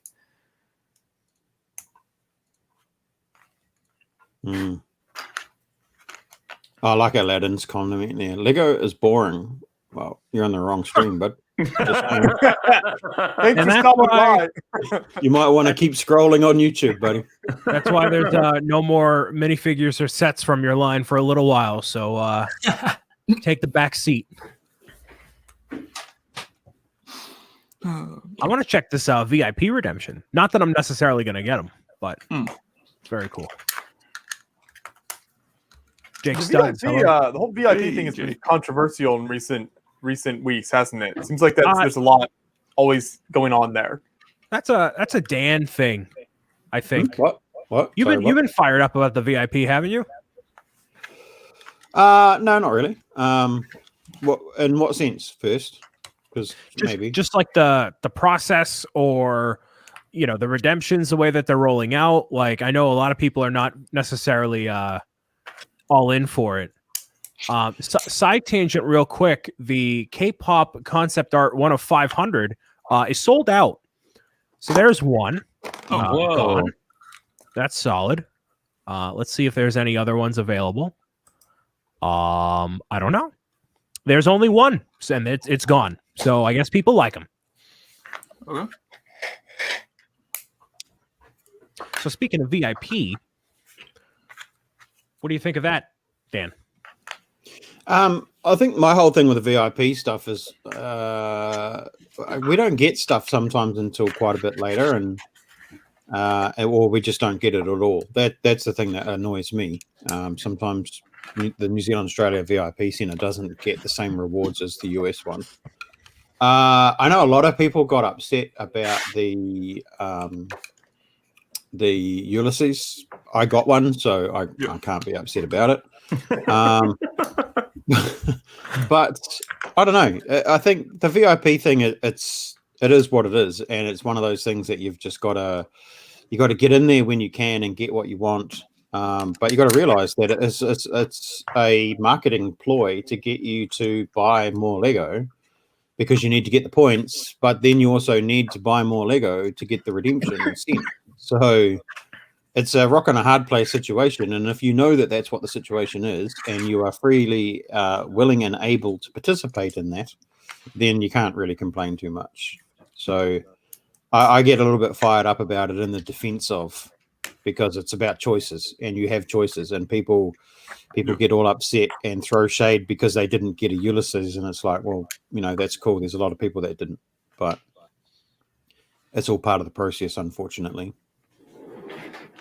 And it does tick people off. But, one thing that I have said in 2021, when we found out in 2020 that there was going to be so many 18 plus sets coming this year, one thing that I said right from early on was pick your theme and just stick with it, because you're never going to be able to get everything that Lego are putting out for adults these days. You can't.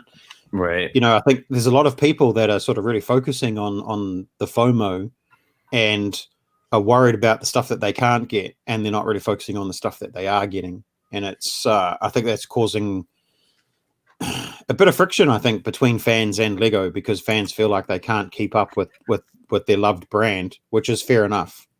You know, where in the past you've been able to keep up with all the 18 plus stuff, you feel like you're a good loyal fan because you're buying the sets and you're building them, and now you're getting left behind, and people are, oh, you know, there's this weird loyalty thing.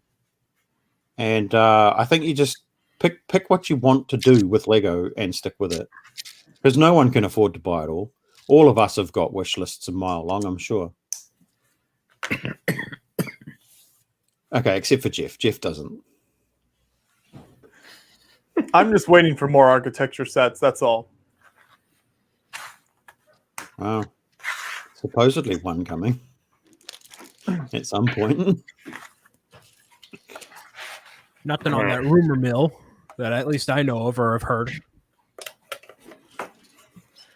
That's why in my recent years, or recent year, I should say, you know, I've been collecting a lot of Mario stuff, obviously, because I like it. And before Mario was a thing, it was Harry Potter, because that was the closest thing I could get to something that I thoroughly enjoyed, that was a good value, releasing consistently with high quality sets and figures and everything like that. And obviously now that there's a Nintendo, that trumps everything else. So I've taken a back seat on that. And, you know, even I'll still get sets from it. But in terms of being a completionist, I'm going to complete the Mario stuff. I have one of everything, which sealed, not sealed, but like close enough to it. So you have to really pick your battles. And even when there is something new, like with the video, you also have to weigh that with, okay, how much do I thoroughly enjoy this and want to complete it? Or am I completing it because I already have most of it? Like, where do you fall on that? And you have to really stick to it, because otherwise it's all a rabbit hole. And if you can financially do it, I mean, obviously do whatever you want, but even just from a having stuff standpoint, you don't want to have all this stuff that you're kind of, I bought this because I'm collecting it, not, oh, I have it because I really love it, you know? Right. So just on that note, I just took a quick look at the New Zealand VIP website. We don't have the video art prints on there. So if they were one of 500 and they're sold out, we didn't even get an opportunity to get them. I only saw one that was K-pop. I did not see the other 5. Well, it's the same with Winnie the Pooh. There's only one of the Winnie the Pooh art sets listed on the New Zealand site, and that sold out a long time ago, obviously. But from what I understand, there was about 4 of those, if I remember rightly. Maybe 5 Winnie the Pooh art prints. I was unaware that was the thing. April, I literally don't see that. She's showing me the different prints that are available on VIP. I literally don't see it. Not on my end. So unless I'm hallucinating and I ain't get enough of that Brixo brew, it's always a possibility. You never know. I see the Stranger Things sketchbook that's been on here for 15 years. Forever. Not to mention the Fiat art prints, eh? You know, we've got access to the Fiat art prints for 2,800 points each. Come on, Lego. No one is going to spend 2,800 points on a Fiat art print. Just saying. Drop it to 100 points and you might get rid of them. April, do you mind sending me a direct link to one of the prints? Because I'm logged into my account. It should bring me right to it. But I don't see it on my end. And need opinions. Mostly, I guess, Nick and Flynn's. And Kirk's. Too much gold or tone it down? Looks good to me. Looks fine. I think if the legs were gold, that might end up being a lot. I think if you go with, is that like dark green is his accent color? I can't quite tell. It's like gunmetal black. Yeah, I think if you stick with that with the legs, you'll be have some good balance going there. All right, thanks. You got it. Flynn? I would tend to agree. Okay. And for sorry, I'm kind of doing a whole thing here. And is that That looks sharp, right? With the lighter gray on there, and I then love the lightest silver. gray. Yeah, the light gray and the blue look great together. All right, cool. Thanks. Appreciate it. All right. Trying to build a mock and keep getting distracted with wanting to You can't fill it up with minifigures. you can't operate a crossbow with a shield in your hand, though. That's my concern. There's that. Yes, I can. Once. Then I gotta drop the shield and reload. That's not even a bonus action. That's just a normal action. So there you go. And they might have the, bow feet. So they're okay. How's your D&D experiences going along lately, Flynn? All right. He's emptying out bags. All right. That's fine. It's good. Well, I don't think he hurt you. I don't think you did either. Hey, Flynn, how are your D&D experiences coming along lately? What was that? How's your D&D stuff coming along lately? My D&D stuff? What do you mean It's exactly? like, how's your adventures been going in D&D and the games that you've been playing? Oh, good. We just played last night, as a matter of fact. So it's been a good run. We've been playing with the same people for a long time, and we went through a huge campaign all during lockdown. So we were able to meet more, which was nice. And now we've sort of like same group of people. We kind of like went all the way up to level 15 with our last characters, and now we've gone all the way back down and started a whole new thing back from the beginning. So it's good. They've been fun. It's a great, I don't know, escape, if you will. Like, what are you playing this round? Last time you were a barbarian, right? So this time you're a... Oh, well, we're really going here. Okay. Would you not? I'm sorry. No, don't be sorry. I mean, I'm happy to talk about it. I just don't know if it's of interest to anyone. But last time I was a half-orc barbarian. This time I'm a gnome artificer. So there you go. You have a cool robot hand? I kind of switched it up a little bit. Yeah.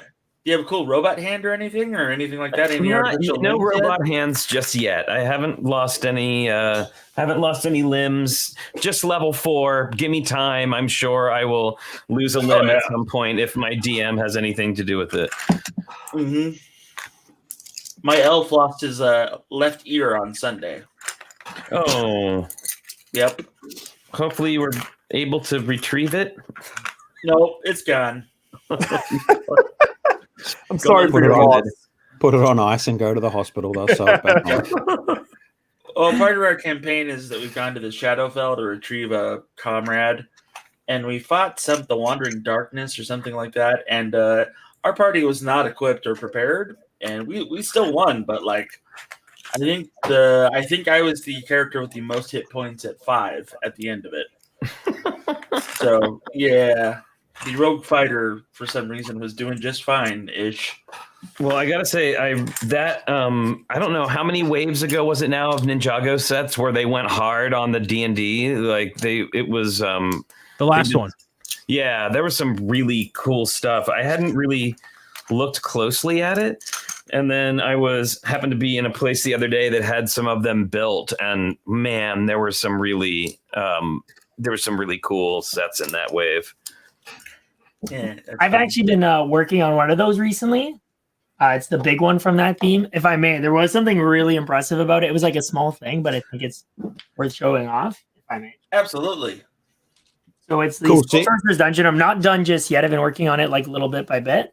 That's cool. If you look at the doors and behind the skulls here, let me get the camera to focus correctly if I can. Yeah. It actually slipped some flame pieces into those 2x, like those panel pieces or those large bricks. Wow, that's so this cool. actually opens up with a little slide. That's neat. Yeah, I thought that was really impressive. So That's great. And then you can see there's all the little path spaces. So like I mentioned, this is supposed to be some sort of game. I'm not going to lie. I went and looked at the rules and it was a 14-page document and I was like, bye. Wow, you might as well play D&D then. Like if you're going to go that far down. Yeah. just go buy some dice and be done with it. Like, just Has anyone tried playing the Ninjago game? I've never actually heard anyone talk about that. I was planning on it, but then I saw how long it would take me to understand it, and I was like, no, thank you. I'd be interested. I want to talk to someone who's actually tried to play the whole thing and see what it's like. Nope. If I cared about Ninjago, I would have bought those because they are really, really cool sets and very unique for something like Lego to do, like a D&D sort of thing. I know a lot of people really wanted that for a long time, and that's the closest we've gotten so far until potentially that Bricklink set gets made. But yeah, I know it's very popular. I was just looking at that Moro Dragon set the other day. I didn't get to put it together when it was out, but man, those wings are some of the finest like Lego cloth pieces ever made. Like those are so cool. Those like green tattered dragon wings with holes in them, and it's just really, really cool pieces. For sure. Kirk, what are you working on? I am on bag number 5. I've been rushing through the sort of the Bowser's Castle set. There we go, man. Hey, man. Oh, hey, there you go. Ooh. So yeah, Is Luigi in there? No, he's not. I actually have to update my Mario, because I haven't done anything with Mario in a while, and so I had to update him just now before I started building this up. Well, so he can call out for Luigi. I believe Luigi. so. I haven't tested it out yet. Where are you, Luigi? Don't leave me. I eat my spaghetti all on my own without my Luigi. Well, that's pretty cool. Oh yeah, that dragon's pretty nice. Is that from the Chinese New Year sets? No, it's Minion. yeah. They included the Minions of the Chinese New Year set. The Minions Chinese New Year set. Well, they are big in China, so you know. Maybe The best one out of all of them, in all honesty, that set, I reckon. The only one that I'd get. Joseph Sawada, that is a New Zealander doing Italian. Yeah, and I love spaghetti too, by the way, just saying. How can you not love spaghetti? Well, you don't get to be this size without liking a bit of spaghetti, you know what I mean? Yeah, exactly. Pasta is what makes this physique perfected. Well, pasta, chips, soda, beer, you know, those things. Yeah. No. Yep. How's the other Mario, Kirk? Is he still alive? He's up here. Like I said, cannot keep batteries in him because of the fact that ever since I whacked him with the hammer, if I put batteries in him, he's gonna constantly like turn on by himself in the middle of the night. I don't need that. So, yeah, that's just how that's gonna go. Fun fact: there's 4 different colors of banana in the Minion sets. Is there? There you go. All right, friends. Well, on that note, I have to get going. But it was awesome seeing all of you, and hopefully see you next week. Yep. Sounds good. We'll talk to you later. All right. Take See you, care, Finn. Ryan. See you later. Yep. See ya. And balance is restored.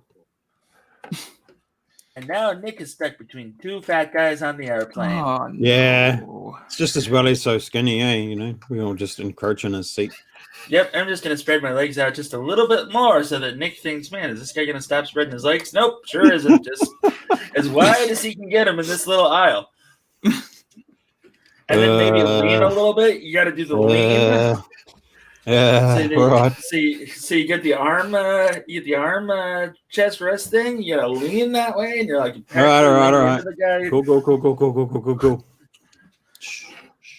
Oh, Jeff. I was just what? That's how fat guys sit on the airplane. That's how I sit on the airplane. Is there any other Lego news we want to talk about? Hey, guess what? Luigi's coming out. Are you ready, kid? We always have that to fall back on. I do. I really do. Did you mention this? Maybe you mentioned this before. Do you think they're going to make a like modular building style Luigi's Mansion set? All right. Here's some content. Why Would you ask that question? Well, it's one of the few So I've played Mario Odyssey now, and I've played a little bit of Luigi's Mansion. I really enjoyed it. So since it's one of the few Mario games that I've actually played recently, then I would think it'd be cool if they would release a set on it. But before Brian does go into his tangent, I would say I think that they would probably go with more of like the Bowser's Castle style, if anything. If we're talking like sets that fit within this sort of a play size and everything like that, I feel like that's what they would go for. But go ahead. So does anyone have any Galador? Yeah, actually, I came across Nick Bluetooth at a rummage store about a week ago. Oh, Yeah, sweet. That's a theme that I really missed out on that I feel like I really should explore because it really looks exciting. I just love the look of those little figures, you know? What do you guys reckon? It's kind of awesome. You know how like when you get a fever dream and you start seeing weird things and you're not really sure what's happening? Yeah. That's basically Galador to a T. It's great. And you don't get sick either. Yeah, it's wonderful. Yeah, cool. I think we should talk about Galador for the next however long it takes before we end this stream. I think Brian needs to address Joseph Zawada's comment here. I'd love to see a really well done Luigi's Mansion. I tried. Power functions to have moving furniture and things. Things are important. Great, thanks, Joshua. Yes. So, see, this is why. Okay, y'all want to talk about all this Galador instead of talking about things that are at least relevant today. All right, I don't see you two popping on the stream with like hey, Mr. Saviano, Mr. Hanlon, Mr. Wilson. Brian, we're gonna show up on the show with a piece of content, and instead of doing that, you come on here. I want to talk about Luigi, and then all of a sudden you get a little feisty when I want to talk about something I'm passionate about. Jeff, what do you want to talk about? Let's hear. All right, so I want you to think about this right now, Brian. They showed us Luigi, right? It's sitting in a shelf in Denmark right now, not released, even though they have a fully working product. And you're going to be waiting until August, unless there's something horrible that happens and it gets pushed back even more. No, Jeff, what do you want to discuss on the show? What do you want to discuss? Oh, maybe I have it sitting right next to me and I'm waiting to send it out to Brian. You know what? That's fine. Do you know... All right, to put that into context, Jeff, it's not just sitting on a shelf in Denmark. It's sitting in box in a warehouse and has been for probably over a year. Yeah, absolutely. I want to talk about MOCs and what everybody's doing for MOCs lately. I don't want to talk about Mario. That's what I would like to speak about. Building custom things. Right? Yeah, no. Only weirdos do that. So, 1 and 2 are out. Oh, yeah, go ahead. Cool. All right. Nick, what have you been doing on your streams lately with your suggestions from viewers? Anything fun? Yeah, we did some fun ones last night. We did a space shuttle discovery. Okay. I did some little landing gear on that to add some detail. Back. And then we had a little bit of a Pokemon theme going for a bit. So we did a Quagsire. Oh, that's cool. And then something completely random, which we always seem to have at least one build of. This is known as the Pizza Chew. That is awesome. It's great. A little slice of pizza with some Pikachu-ness. And then some good old Mike Wazowski, which is awkward looking, but that's great, Nick. Yeah. Thank you. Welcome. And then for some reason, I'm currently trying to build. So I've been working on the Pokemon series. I mentioned that last time I was here. I'm going to build all 151 Pokemon with 151 pieces or less each. People kept saying, though, like, are you going to build all 150 Pokemon with 151 pieces? I was like, no, that doesn't really make sense. So I was like, but maybe I could if I do like one piece each and then put them all on a big thing. Would that work? But I think I've settled on doing 2 pieces for each Pokemon. So, for example, this would be the Bulbasaur lineup. Oh, wow. And then I've worked on like the Charmander lineup. I'm literally just going through. I have a little book here. I'm going through them like, how close can I get to making a visual representation of these Pokemon with as few pieces as possible? So 2 pieces each. It's going to be my goal now. That's awesome, man. That's a very, very unique challenge. I like that. I figure once they're all together, like it'll come across regardless. I may drop back to 1 piece after once I see a little bit more of them together. That's great. Mm-hmm. Dan, have you been working on anything? Nothing super exciting, to be honest. I'm just working on a mock of. This is going to sound cheesy as heck, but my wife and I playing disc golf in mini land scale. Yeah, I this saw is you. Fine. Yeah, I saw you work on one of the goals for that team. Show us something. Well, I've got two different scales. I originally started with this scale, and we realized that was going to be way too big for mini land, so I had to scale it down and have come up with this so far. That's glorious. That's really great. Yeah, I like it. That's cool, man. So the next step will be to work on the landscape scenery, and it's a very specific hole at our course. It's hole number 2, and the reason we chose that one is because it comes across a field, and the hole is in a small clearing surrounded by trees with just a couple of entry points. It's a really nice and they're really beautiful trees. So it'll be interesting to see, how well we can recreate that. That's awesome. So that's for a show.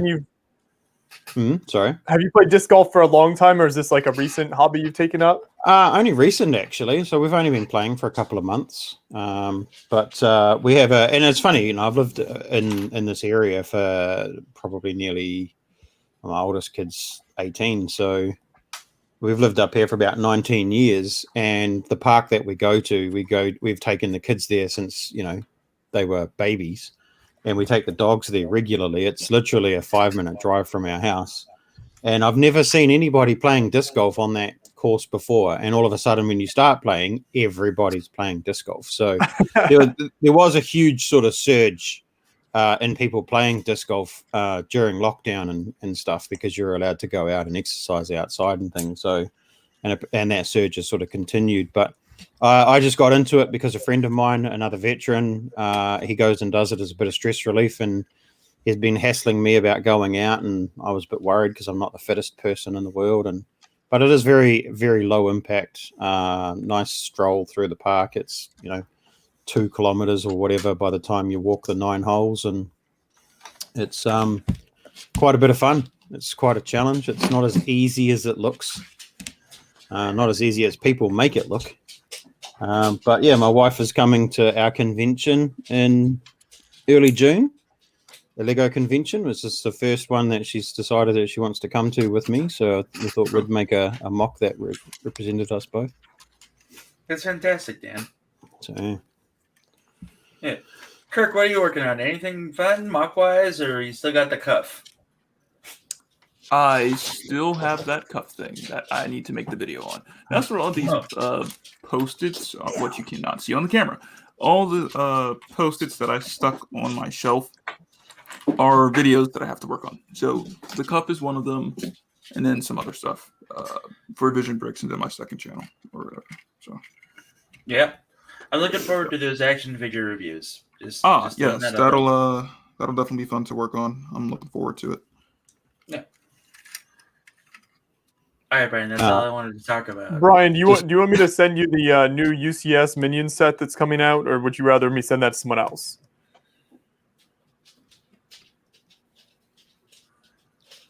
Yeah, no, I'll take it. I'll take it. Joshua, are you perpetuating leaks live on Uh-oh. I don't want to start any rumors, but there's a 15,000 piece Minion set coming to Brian's soon. Oh, Lego's new largest set ever. Wait, is that what got delivered to my place today via DHL? Jeez, that's crazy. Gotta go pick that up after the stream. We'll see. Life-size Lego Minion. Enjoy. Yeah, Justin, my dogs want their breakfast, and one of them, he is a pest until he gets fed. They're both Springer Cocker Spaniel crosses, these two. There's a guy in Oaklug that built like a 3-foot Minion. I can't remember his name. That was neat. It was a lot of time and a lot of effort to build a Minion. Yeah. So how about that Mario? We haven't really heard much about Mario today. I think we should really get back on track. Oh no, we're done. We're done talking about Mario because that's not what's requested here. Oh, We're all set. Look at what you guys have done to Brian. All right, it's fine. Okay. All right. Is it fine, Brian? Geez, Jeff. Now I feel like we're bullies. Oh, I don't. He's rude to me all the time, even when I'm not even doing anything wrong. So it's fine. Even though I support him monthly, it's fine. It's okay. I know how to get him back on track. Who wants a Peach's Castle? Oh yeah, Brian sent me this super excited message because he thought he was finally going to be able to create one with a fan built model, and then what? You went to look at the pieces and realized that none of them actually exist. Let me explain this. So a while ago, there was a gentleman that contacted, I think it was Joshua, who said, "Hey, I built the Peach's Castle model, and Lepin took it and are selling it on the website. They didn't send me a copy. They took my design. Can you make it known?" I'm like, yeah, so this is a thing. And so we talked about it on the stream. And I messaged him back and I'm like, hey, when you make the instructions for it, because he said he's going to make instructions, let me know. I'll buy them and I'll build it on the stream. I'll tell people to go out, because it's a beautiful looking model. Looks just like the castle from all the different games and the blah, blah, blah, right? So he decided instead of doing the instructions, he would just list it on Rebrickable for free. I'm like, oh, okay, cool. So then I downloaded the model, and then there's no instructions, A, which is fine, sure.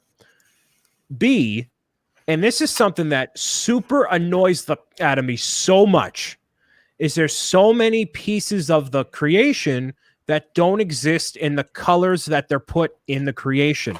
So if someone wanted to make it, they literally can't because the pieces don't exist in the colors that are on the model.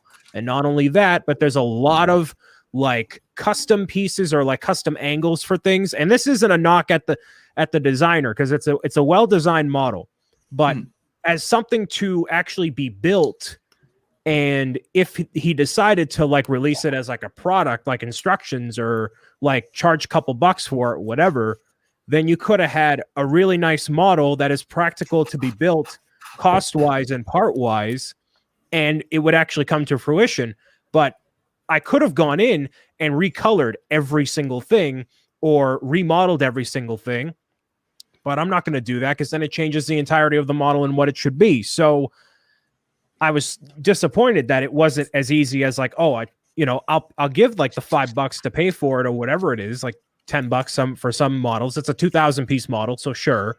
But then I can't actually physically make it because he decided to color pieces in colors that don't exist. So yeah. I'm sorry for your pain. No, this is an issue I've had with a lot of people that make custom stuff online. They'll make Pokemon out of, Lego pieces and they look great, but all those colors don't exist. They're custom colors. So when I see it online, my first instinct is oh, can I build this? And you literally can't build it. So if I can't physically build it and have it on my shelf, I get not aggravated, but I'm just all right, whatever. It just doesn't. You get disappointed. Very. It's a pro and a con. What? Isn't it? It's a pro and a con of Studio or Stud.io that you can use the color palette that doesn't exist. You can make a part any color. I think, and it means people can design some really clever things, but it also means you can't build it in real life. So, but it is a pro and a con. There also is that feature because I've used it for when I design my instructions or whatever. There's a feature that it'll only highlight, allows you to use. Yeah, the yellow exclamation marks. So if that part doesn't exist in that color, then it tells you. Yeah, on the side, so. And that's what happened with the castle, where it had all these. It was I'm talking 65% of the pieces or more were all yellow exclamation marks. And then at that point, it's compromising what the build is, and it's not as accurate as it could be. So if the designer from the get only worked with the parts that were available, would the model be changed significantly? And I think yes. So that's why I'm I'm not going to order it, get a can of spray paint. Yeah, okay. But I'm not going to order the pieces just by color swapping things out, because then it's not going to be accurate to what he initially had for it. Would it be more accurate to the actual, Peach's Castle though, if you did that too? Because I mean, it's gray and red and like lighter red as it ascends, right? It starts out as kind of a shade of red, and then you can do it in red and gray, and like I was in the middle of recoloring everything, but then I'm also like, I don't feel like doing this. Like I didn't. It just took away from what the model was initially envisioned as. So okay, all right. It's available for you to download for free. It's out there, but you can't actually build it. Is it based on the N64 one, or is it based on other ones?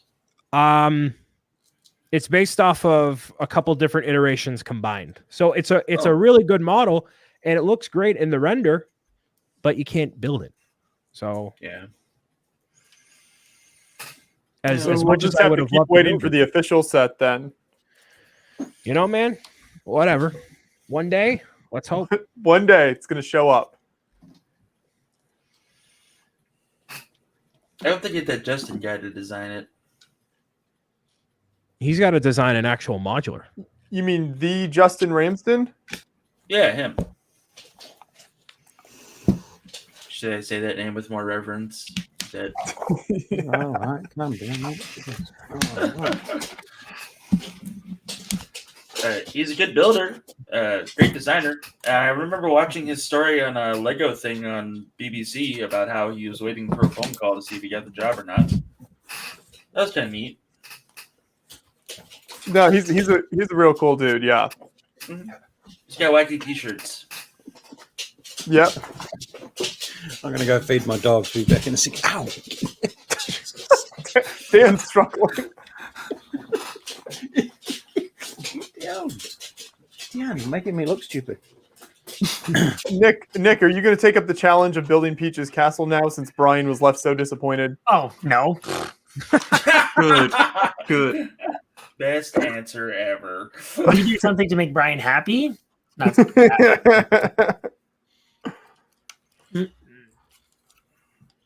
Nick, you built the Paper Mario scene for him, didn't you? yeah. Oh, that's Yeah. true. Like what he needed out of me. That's fair. That sounds about right. Yeah. How does Paper Mario compare to Mario Odyssey, Brian, in terms of which one you like better?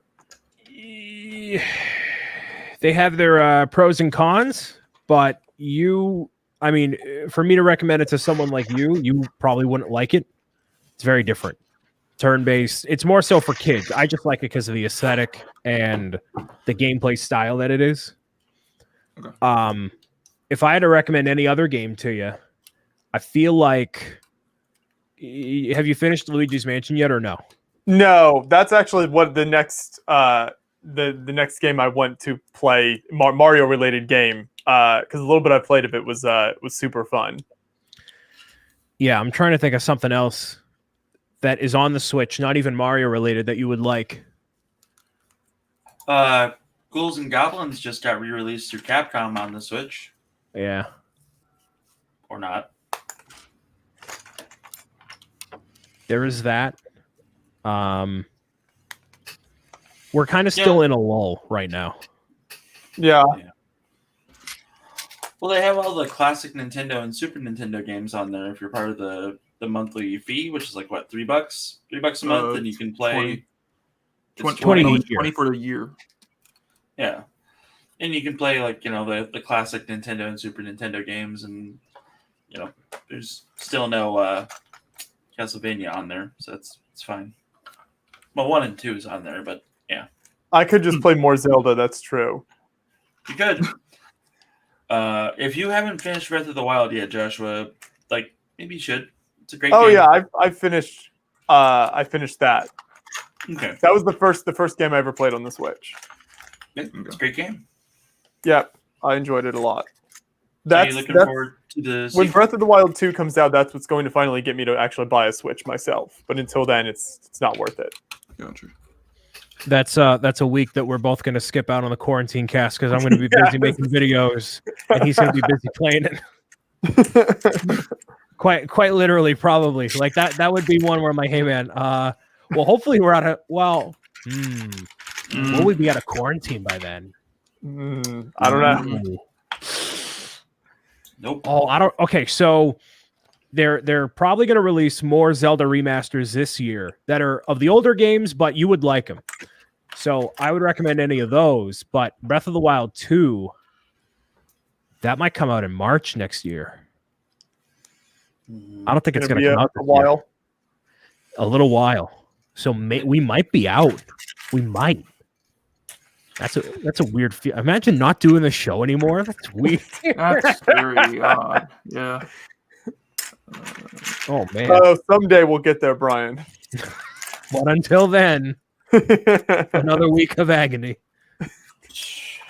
Got to turn on the stream and then see my bright smiling face. What was I gonna say? I forgot. When does the quarantine end? What's next for the quarantine cast? I think wasn't the initial plan that this show was going to end when you went to like the first show or something? Yeah, I think that was. Which the first show seems like it's going to happen at the end of July here in Texas. They all indications are that that's going to happen, but we'll see. Allegedly. And then Brick Fair, Virginia is supposed to release any day now. They said by May 1st what they're planning to do. Oh, Todd's really cutting it down to the wire on that one. He's waiting. They had a big Comic-Con in North Carolina maybe 2 weeks ago, give or take. Did they really? Yeah, it went really well. People were masked up and they were keeping in mind of social distancing and such. So, yeah. There's also an Atlanta Toy Con that happened. It's going to happen, so I don't know. Okay. But we shall see. Hopefully we go back to a different state of things where it doesn't involve what we've all had to endure over the last year and a half, give or take. I love Bobo Laveau's comment. Don't trust Brian's answer. It ends when Timmy says they can stop. Yeah. I'm sure he'd love to have his Tuesday afternoons back. He's probably like, hey, you guys can do whatever you want. It doesn't matter. Fine. So much to do on a Tuesday. I mean, there's lots of pickleball to be played on Tuesday afternoons. You know? Lots more Facebook posts to schedule a couple days ahead of time. Oh, man, speaking of Beyond the Brick Facebook posts, you guys highlighted that dude that made the Avatar Bender set, like where he's... Yeah, that was dope. That dude was awesome. Trying to remember if I saw that post. Which the guy built a mechanical function that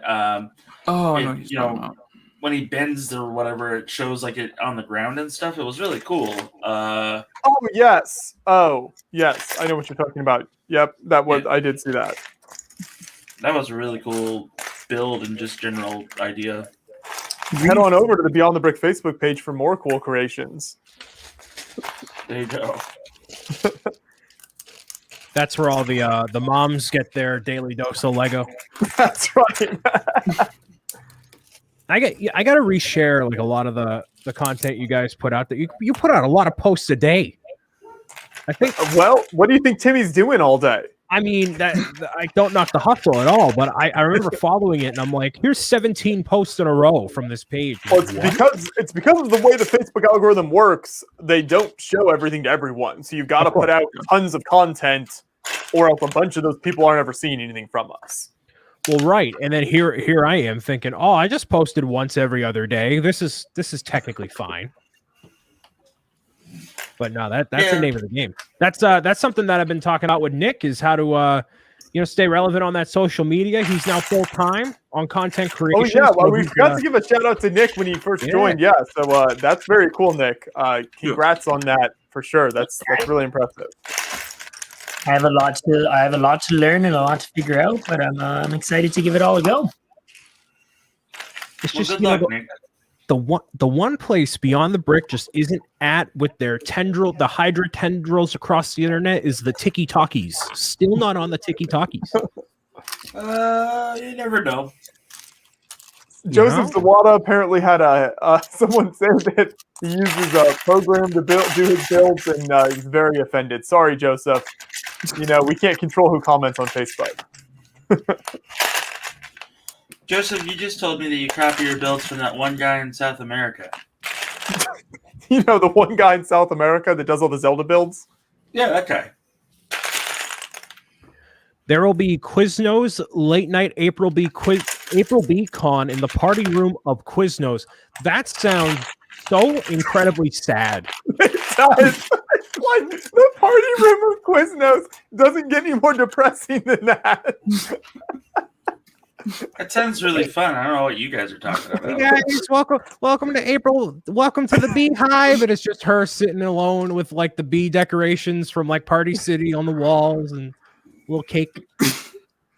Oh, Nick, Yeah, do you guys have Quiznos in Canada? We do.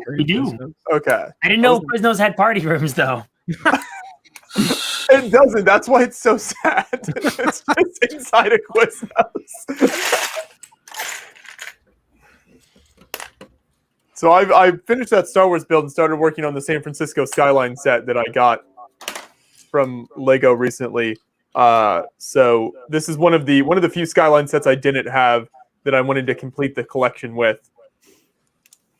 It's a fun build so far. I just finished one of the bags, so I think I'm going to stop there. Cool. I'm almost done with this build.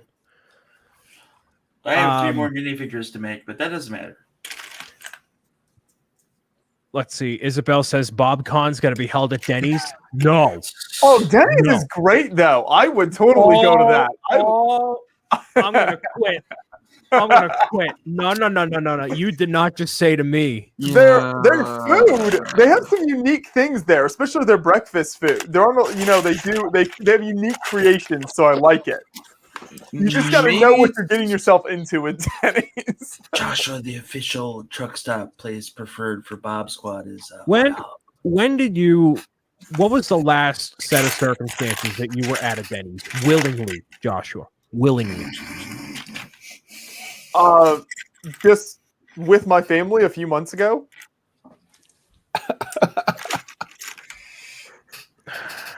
Go ahead. I don't even want to talk. I don't even want to talk. Oh boy. I don't even want to address the situation. Do you know that's where dreams go to die? I mean, yeah, you don't live there, and working there probably sucks a lot, but you to eat there occasionally. Of course I know that's where dreams go to die, fellas. But I still like going there. Yeah. As long as you know. So in Kingman, Arizona, there are 2 Denny's. One is the normal Denny's and the other is the truck stop Denny's. They are directly across the street from each other. I wish I was joking, but like... Who's phone? God, come on. Yeah, I know, right? I know, right? I'm so sorry. Oh, man. Oh, jeez.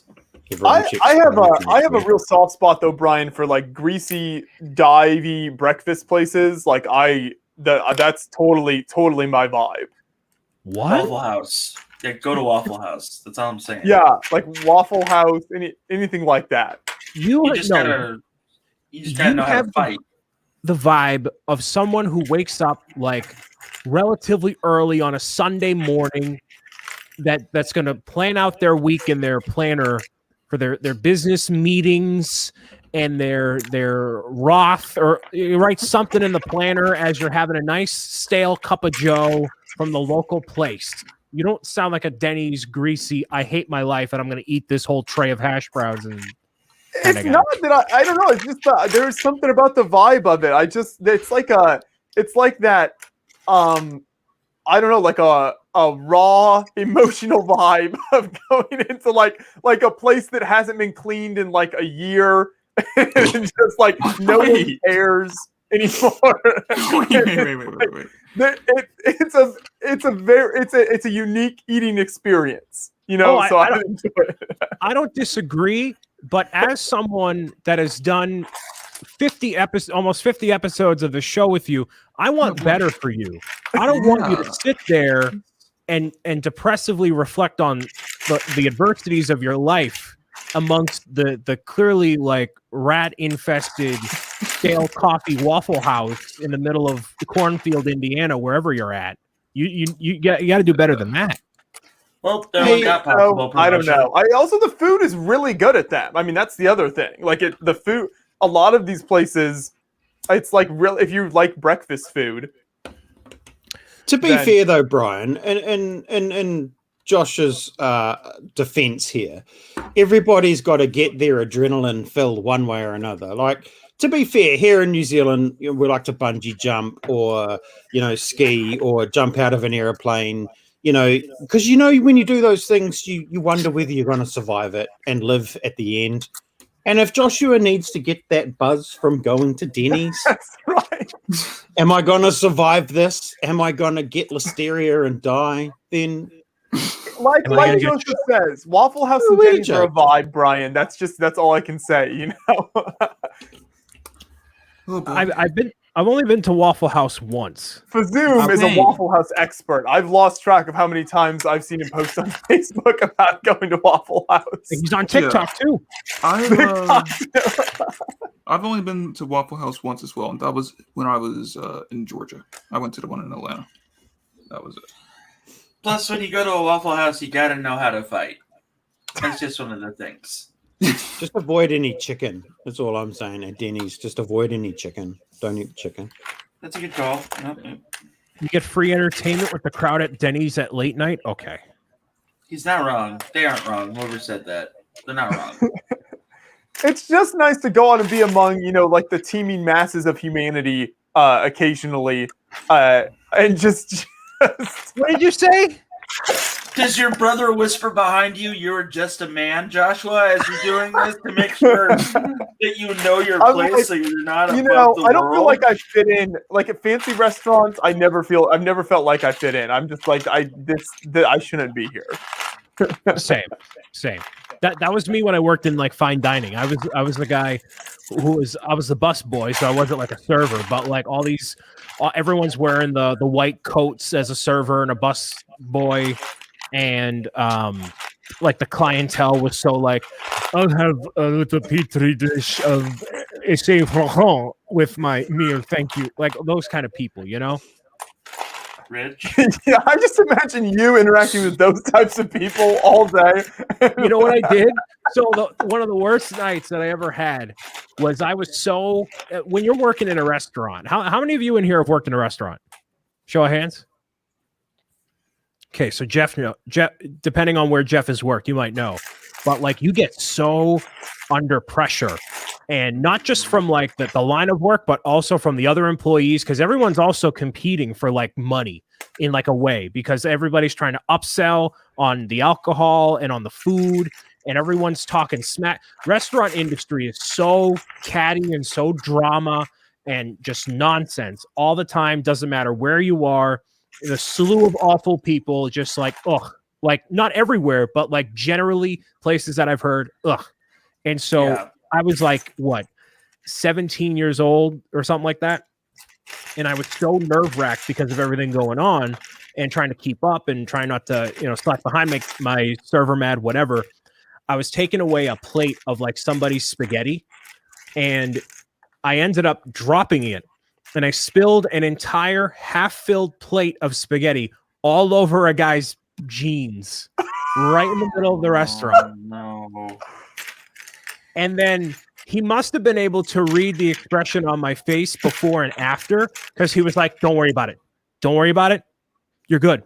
Don't." And I was like, "I'm so sorry." Like, because, it's all about the presentation at places like this. And like, you got to keep up the face and the whatever. But he was pretty nice about it. And no, I didn't get flagged for it or anything afterward, but that was a bad night. That's That good. one I there. don't understand people who get so upset at restaurants when accidents like that happen. I mean, there's food coming and going nonstop all day. Things are gonna happen sometimes. You just got to deal with it. You know what it is, Joshua? It's people that don't know how to take out their aggressions in life on something else, so they take it out on like a restaurant worker that's just doing their best, or it's a situation they can't even have any control over. It's just how it is for the night, and that's how they do it. Like, I've never gotten mad at wait service. Like, I don't do that. Like, it doesn't make sense. Yeah. Yeah, I don't either. My restaurant experiences working there, I worked at a steakhouse in Kingman, and I was busboy, and then I got bumped up to waiter or whatever. But like, I remember one night where I was just the only waiter on because everybody else called off sick, and that was the worst night of my teenage life. Like, it was like finals time for high school as well, so like, okay, it's a short shift and I'm out of here. Nope, now you're closing. Great. And just, man, that was horrible because I guess there's some sort of like rodeo going on in town too, so it was just full constantly.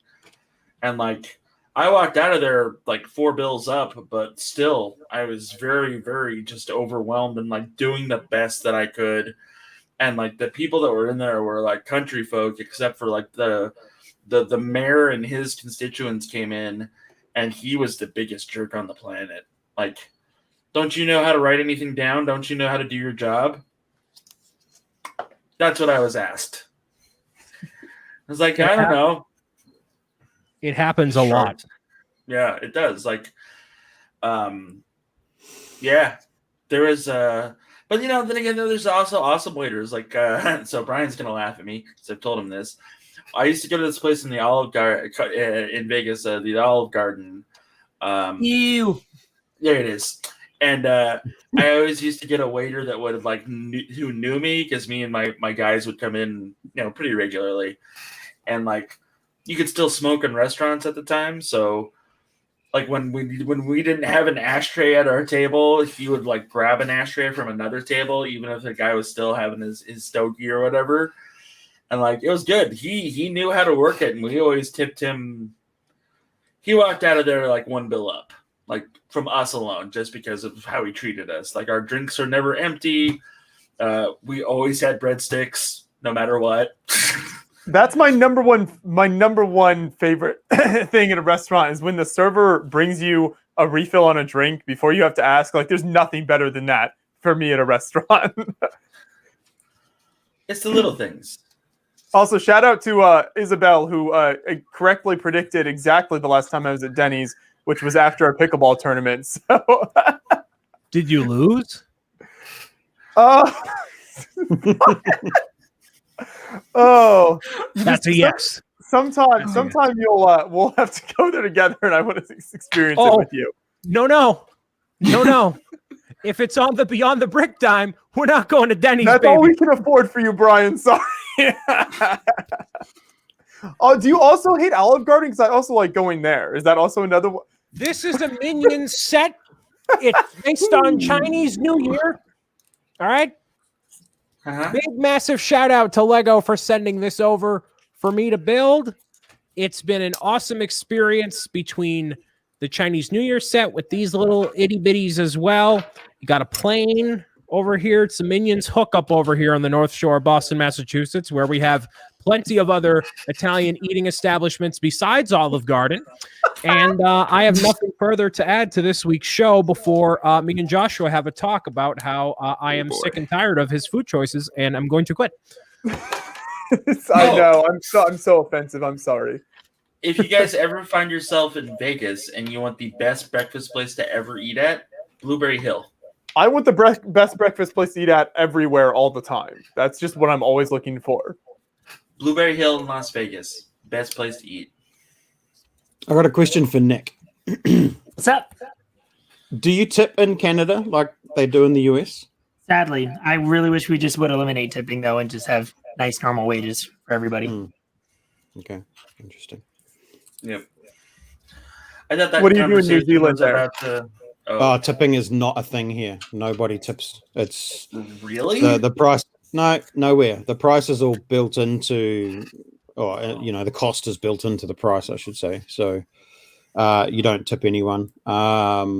Restaurant staff all get paid whatever they get paid. We have a minimum wage. I think our minimum wage is around $18 or $19 an hour for everybody, and then obviously wages will go up depending on experience and qualifications and whatnot. But no, do you feel tipping like is not a thing. Do you feel like service is affected by that fact that you don't tip, and that it's just they're making the same amount no matter what they do? No, because what happens here, I think people have the mentality that the better job that they do with their service, the more likely you are to come back to the restaurant.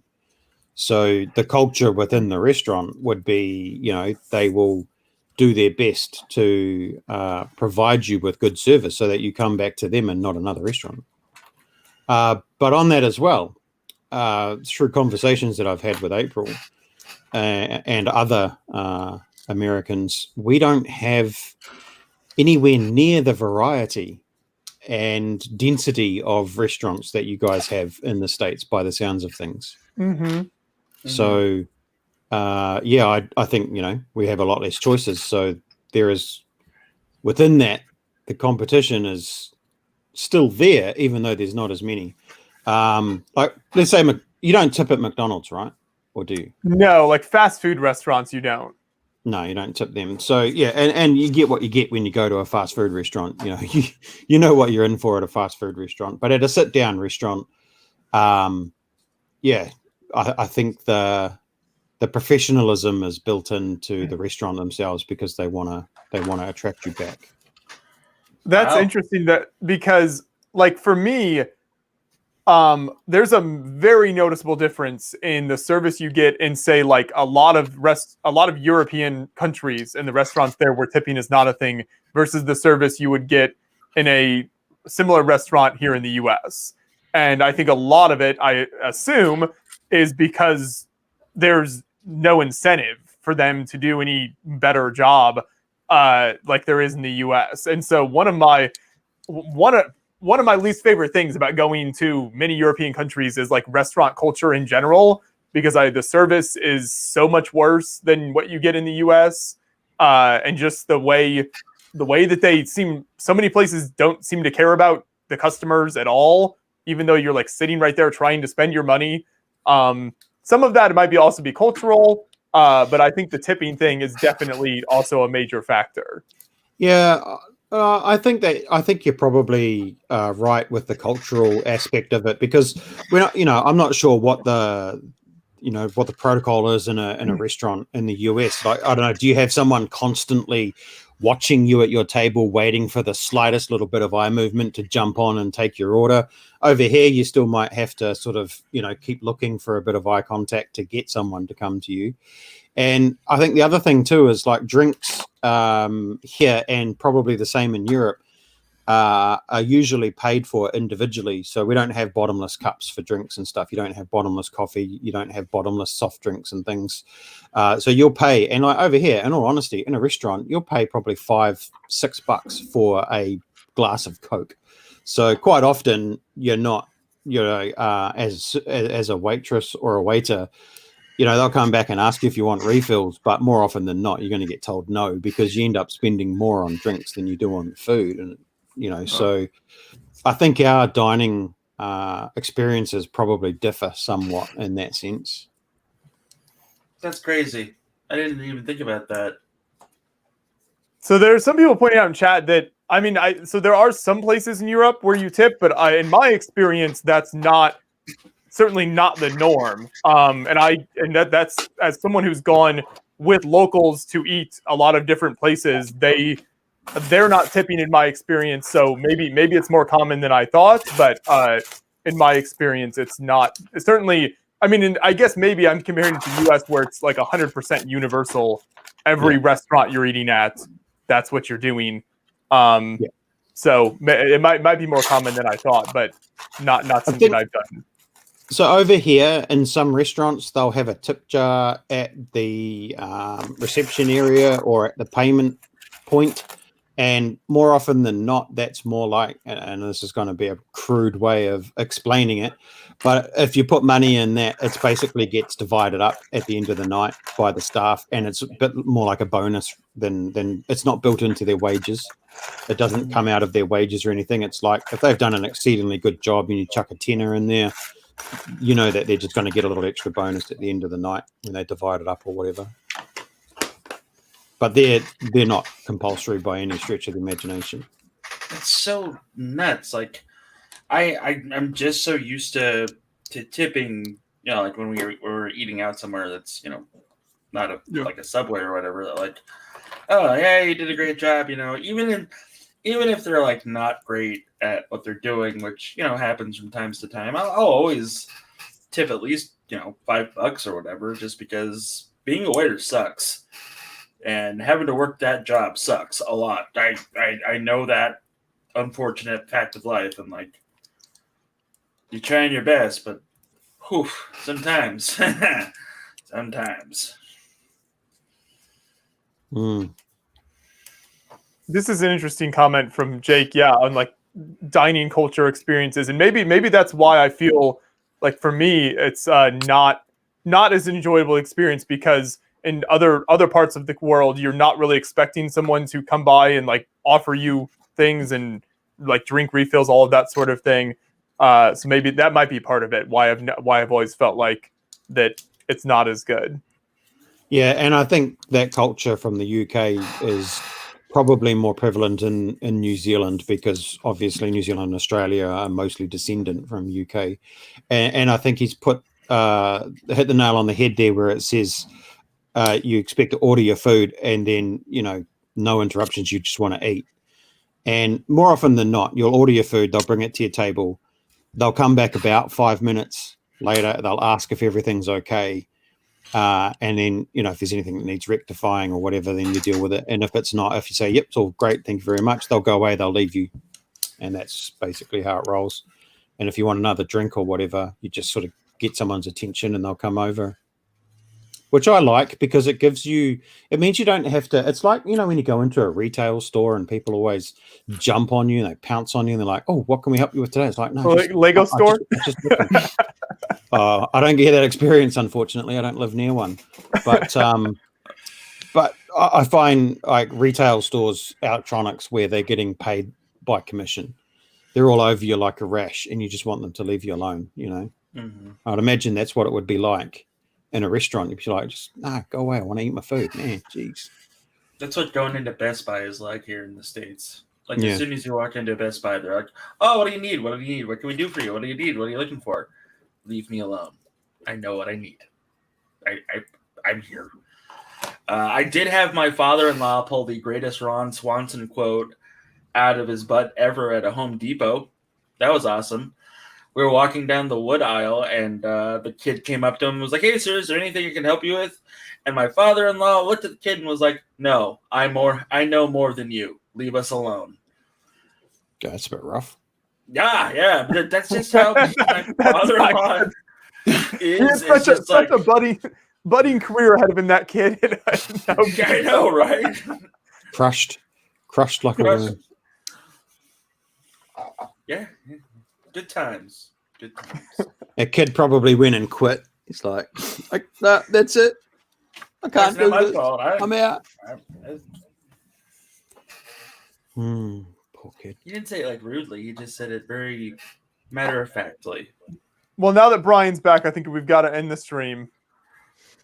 Sounds good. No, All we right. should probably wrap things up here. It's been, I think, more Lego's been built this stream than in a long time on the quarantine cast. So Absolutely. maybe Brian will keep it going next week with something even better than Minion. So it's going to be hard to top. We shall see in due time. Well, we never actually saw what Nick built. He's been working away I don't know there, how well but I can show it. we never saw it. Really tiny, so you can kind of Oh, see going in working on order. You're those. matching the Nice. poster, and that's how I'm gonna lay out the build. So yeah, Cool. Bulbasaur, Ivysaur, Venusaur, so on and so forth, all in order. Awesome.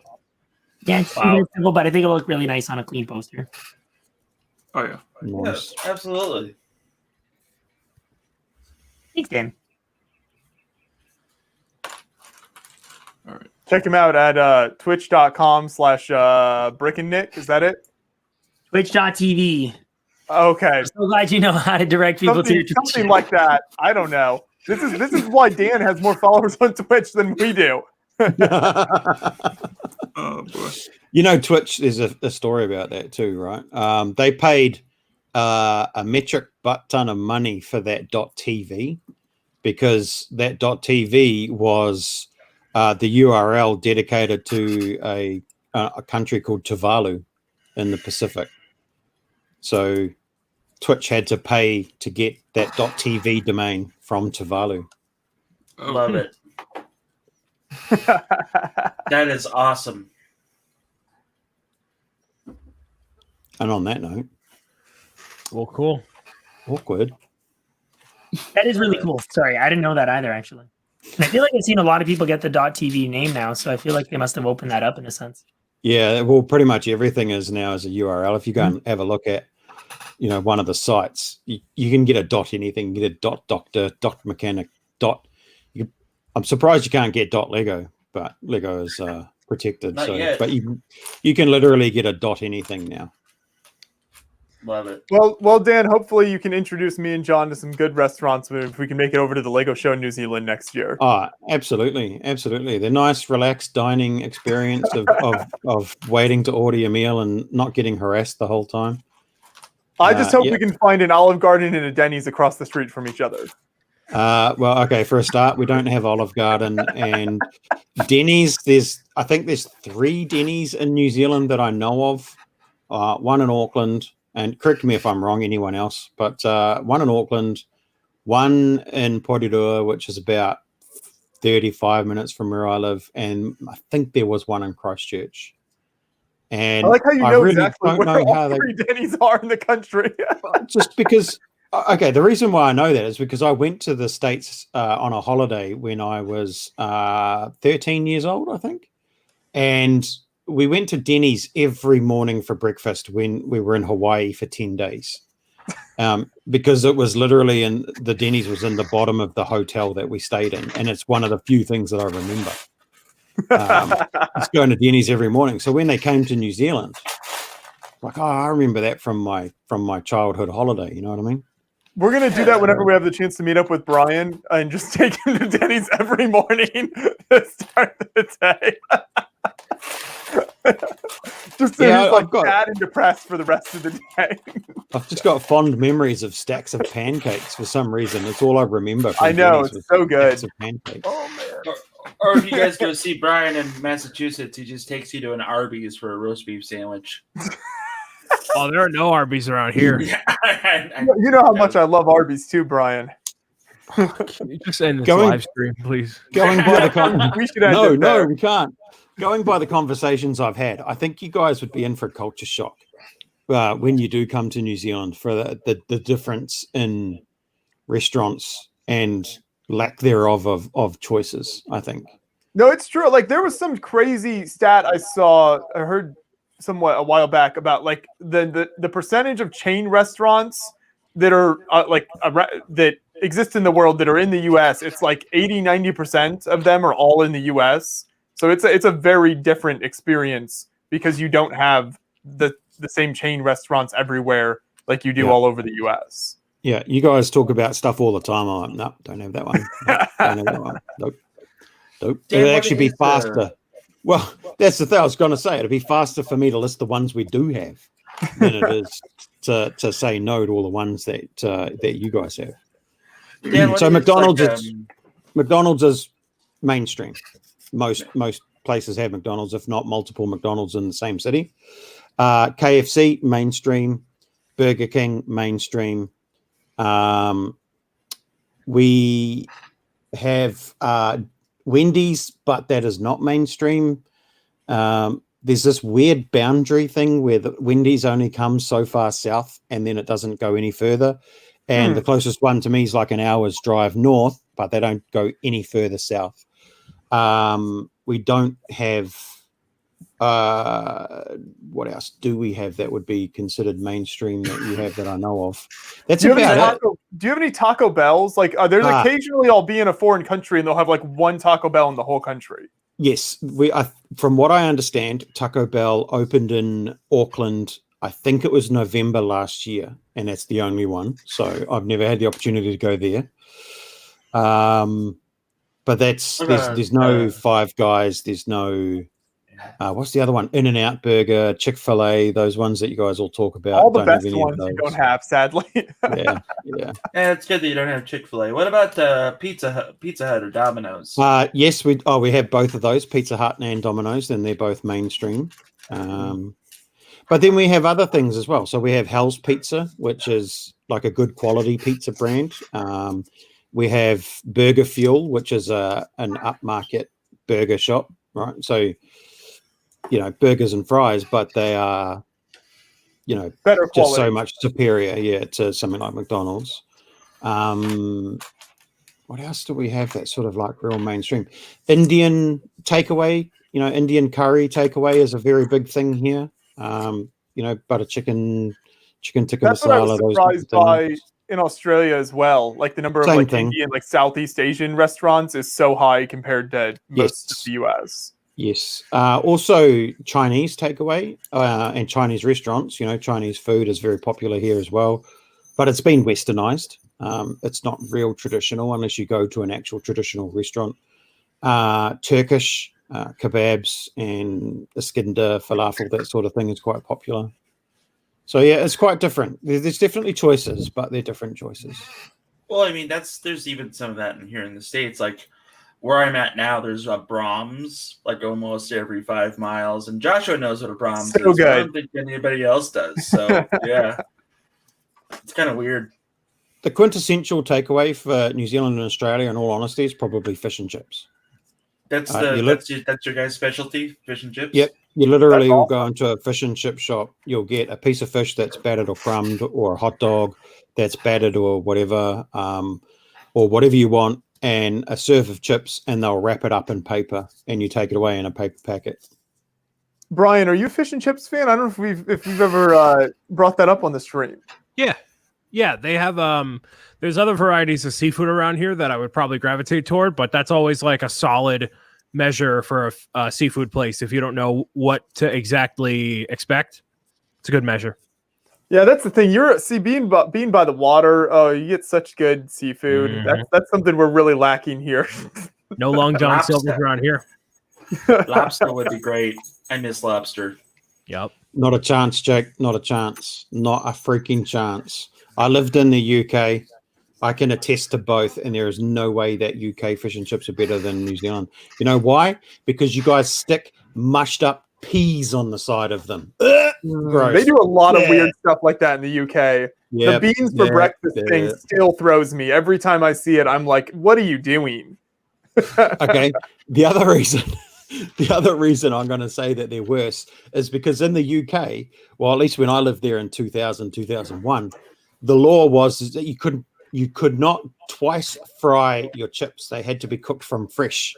In New Zealand, we can pre-cook and then freeze and then recook. And you get, they're just so much more superior chips. You don't get that watery, mushy potato. Sorry, dude. Sorry. We should probably actually end the stream on that note with Dan I'll be quiet. causing beef I'll be with quiet. his I'll be quiet. his cousins over in the UK. Love you, Brian, Jake. anything We'll you see need you to let soon. people know about? Anything coming up? Any streams? No, not this week. It's going to be a more quiet week for streams because I'm doing a lot of videos on new Pokemon Snap on the YouTube channel. Just hit 9,000 subscribers, so I'm on the road to 10,000. Ooh, So nice. if you want to look up Rick great. O'Brien or Brian Good work, Salviano on YouTube, you can find my channel and subscribe. I would Great, greatly Brian. appreciate it. New stuff every day. Awesome. Well, thanks everyone for watching. We will be back next week with another quarantine cast. I think it's episode 50 next week, isn't it? Yes. It'd be a big one. That's pretty crazy. We'll see you later. Bye.